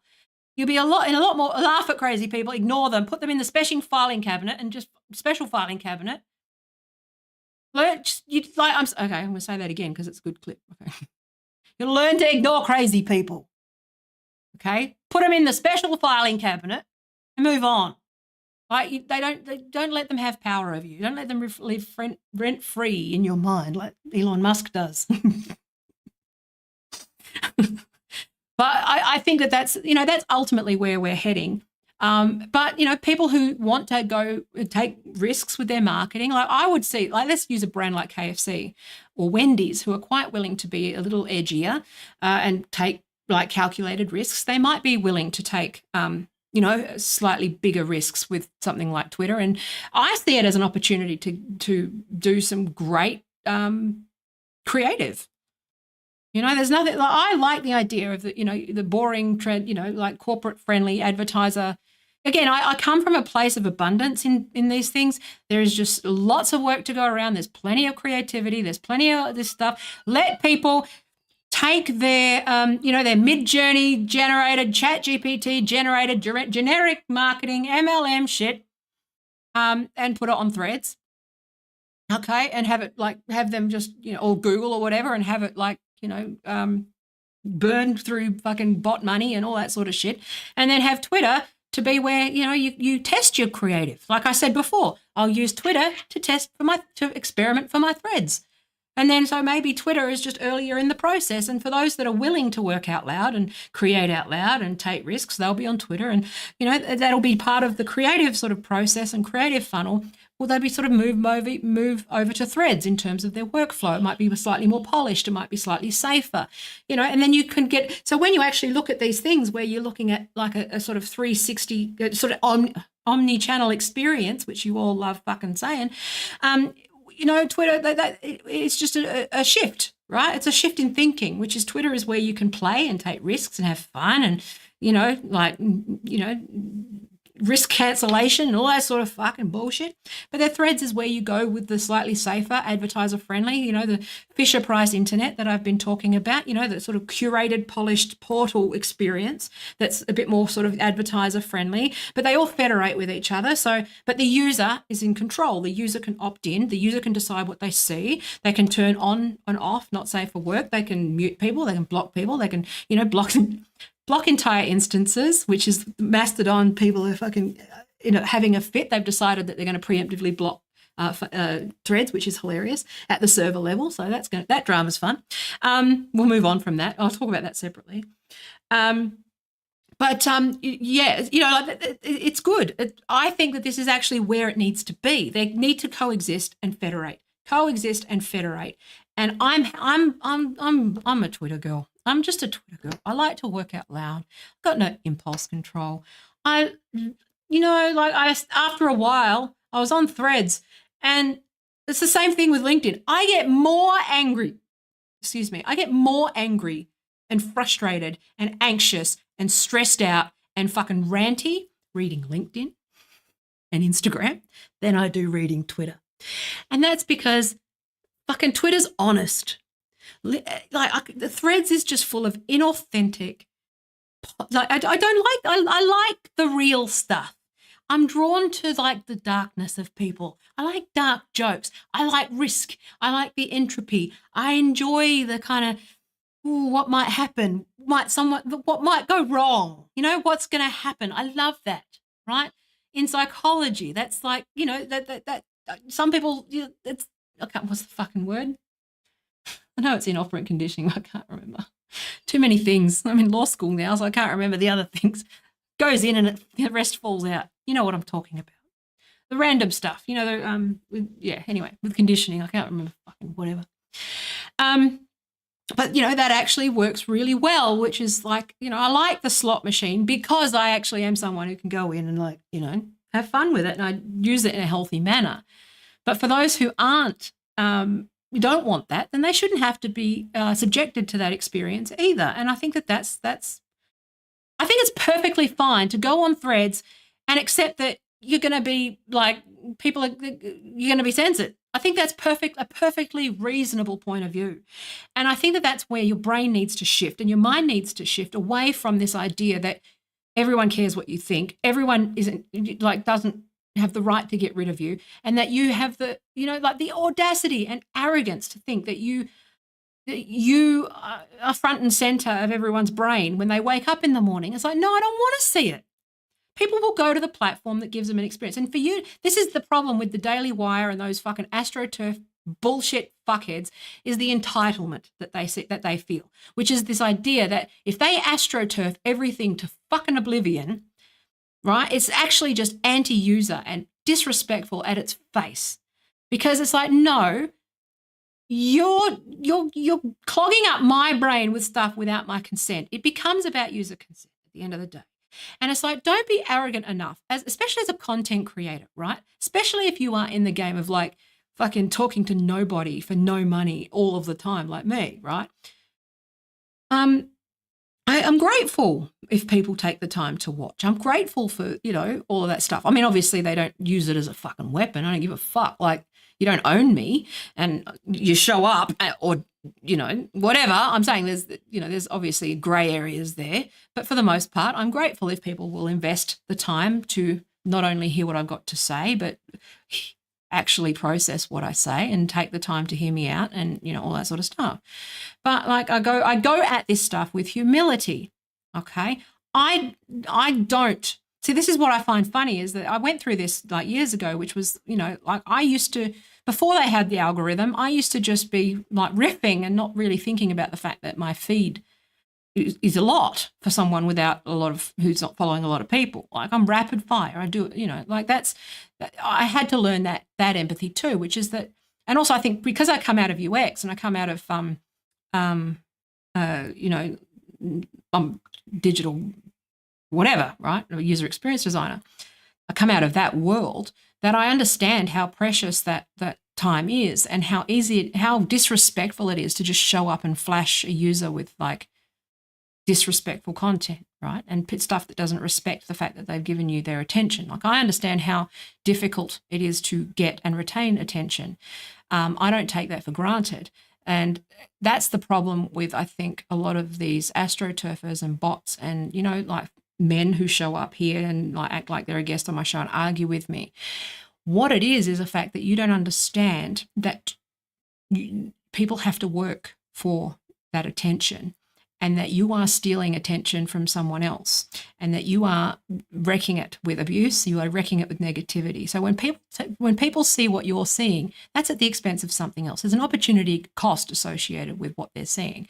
And so if you're sitting there moaning that most people don't want to see your fucking COVID conspiracy shit and your, CIA shit, like, I don't know what to tell you, but most normal people don't care about that stuff. They don't want to see it. They want to just catch up. They want to spend time with their family. They want to, have a chat, have a laugh. And if Threads can facilitate that and you're not on it, then that's great. Go to Twitter.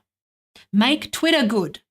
Don't just leave Twitter and garbage up Facebook. Stay on Twitter and go, all right, well, have some respect for people and go, okay, well, when they're ready and they want to hear, as a minimum, when you're a content creator, and this is in the course, but like, at a minimum, you should respect the fact that users, they should be opting in at all times. Okay. And that opt-in is not just a checking a box of, this is the purpose of opt-in is to respect the user.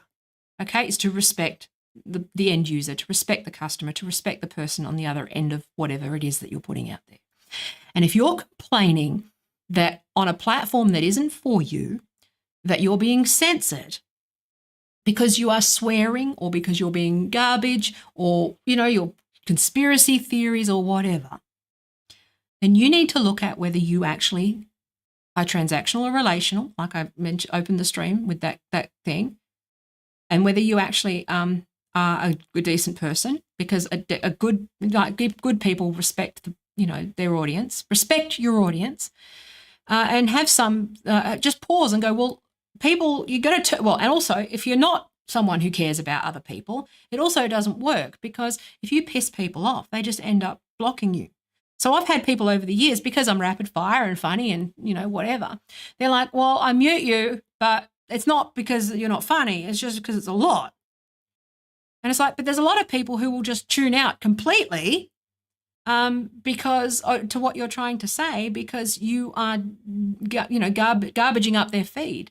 Like, you've got to be, this is why thinking with the user in mind, the end user and who's receiving the message is most important. Like, it's a two-way street. You can't just, the internet's great for you to express yourself, but you also need to do it in a way that doesn't actually alienate the user and get them to like block you for life. You want to keep them, at least on the burner or open to your ideas and all that stuff. Like, that's an art in itself. And I think that's my frustration with a lot of these fucking MAGA, other than all of the issues, but a lot of the people that are complaining about this sort of censorship is the fact that they're not meeting anyone halfway and making an experience that people want to see or read.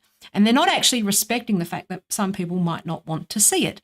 And that's one thing that, like, the hardcore porn on Twitter in hashtags annoys the shit out, because it's like, it's not the fact that the porn exists. It's the fact that people are just clicking on a thing and they're being confronted with that shit without their consent. And it's the same thing with this culture war shit. It's the same thing with the news. It's the same thing with anything that you've got to say. And I've never had a problem with people having a problem with my swearing, for example, because As long as the filter's on, they won't see it, and that's okay. I can talk to people who want to see me. I only want to talk to people who want to see what I've got to say and hear what I've got to say, or, are constructive and on board with this. I don't care I filter out the rest. Okay. I block and mute a lot of people. I follow some people out of politeness, but I'm doing that like less and less because I'm sick, because I don't get it back.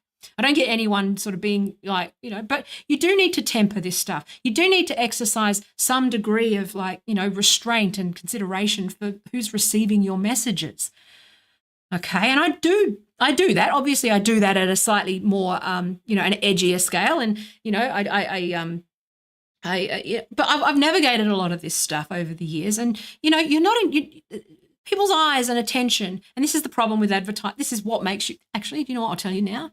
Even if you're edgy and you think you're alternative, do you know what you think that you're sort of old school internet, but you're actually really a normie. And do you know what? A normie, you are in normie thinking. Okay, you're a normie thinker. You're approaching the internet like a normie. In the eternal September, okay? You're approaching it in a way where you feel entitled to the click, to the view, to anything. If you are old school, you will realize how hard and how precious and how important and how fickle and how rare it actually is, okay? If you think that you could, and I mean that, like, advertisers, content creators, anyone. If you take someone taking precious, I close with thank you for your precious life seconds, because they are life seconds. I have always, in my courses and workshops, that was something that I always emphasize. It's actually a tagline that's come from a lot of my IP and stuff, right? Which is that this is life seconds that you are taking. You are stealing someone's life seconds every time you get their attention, okay? You are taking 1 or 2 or 3, or in my case, 3 hours of someone's life, okay, from them. You need to exercise humility and restraint and gratitude and empathy when you do that, okay? If you don't do that, first of all, you're in advertising and you're a normie, and you think that, but you also, it reframes what you do and what you say, okay? That's why with people here, I will, you opt in. You don't opt in, you don't. That's great, okay? Obviously, I live in the world, need to set boundaries. I wish I could edit clips. I wish I could. I really do. At the moment, I'm just not able to do it because, it is what it is. But I'm trying to get better at it, and we'll try to do that. But it's just, if you don't see that stuff as a gift, then honestly, I don't think you do deserve a platform, if I'm honest with you. If you feel like you have the right to steal my life seconds when I wake up and I just see abuse and I just see fucking culture wars, waste of space bullshit, deliberate stupidity, on purpose ignorance, like people who won't think for even 2 seconds for themselves. And what you've done is you have robbed precious fucking seconds from me when I could have been doing something else. And that's why with this rate limiting thing, right, with Twitter, I'll talk about that briefly. Do the maths on it, okay? When you got rate limited, you had an actual number, quantifiable number for how much time you waste on social media, on Twitter. How many positive feelings do you get? How many positive things do you see? And what's the ratio to negative and horrible? And I think you do a calculation, okay? And you're wasting your life. But on the other side of that, and I'm only interested in teaching people who actually produce stuff, like you can educate users to a point, but, users are fucking stupid and don't think for themselves. They're addicts, right? But for people, that's why, you go to the influencers, the content creators, the advertisers, the people who are actually creating the stuff. To disrespect that, the fact that people are look at it, views. You have a limited view. You have a number of views, a limited number of things that you can do. When it's scarce, you value it more, okay? Well, when you've got limited views, what do? You conserve that stuff. So if you show up in my feed with something I don't want, I fucking hate you. because you've wasted my time. If people extrapolated that to their life, I think we'd be in a much, much better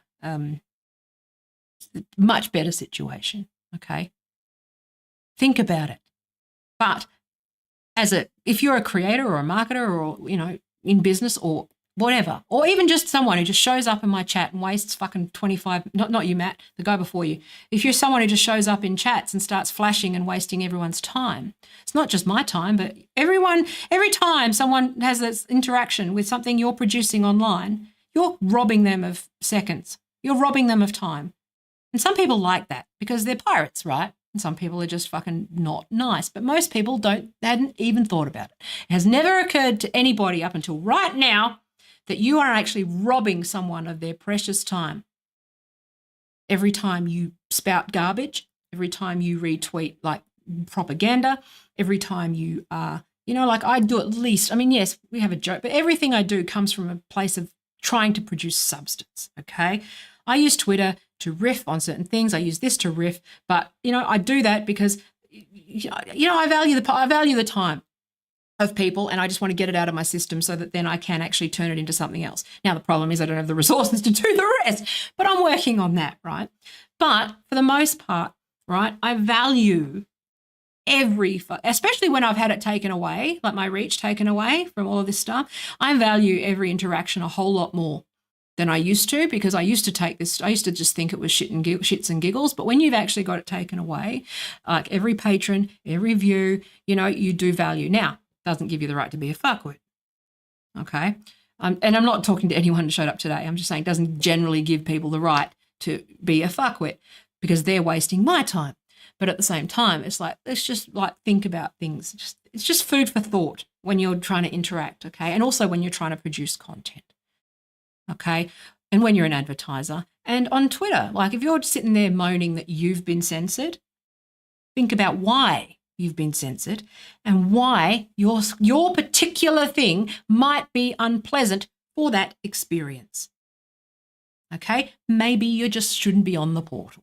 Maybe you're just someone who needs to be found somewhere else. And that's okay. I have an issue when the portal people don't want the other people to exist. They don't want that option. That's where I have an issue.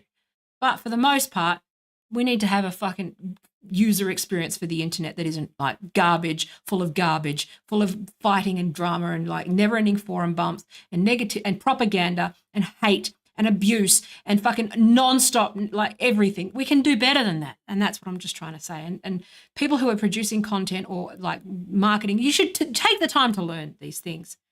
Like too many people in this industry have gone way too long and made way too much money and been far too lazy. And they've had it too good for too long. And I hope that this becomes more competitive because I will be better than all of you. And that's because I'm not giving it to you this time. You can fucking pay me. So anyway, I'm going to go. I love you. Thank you for your precious life seconds.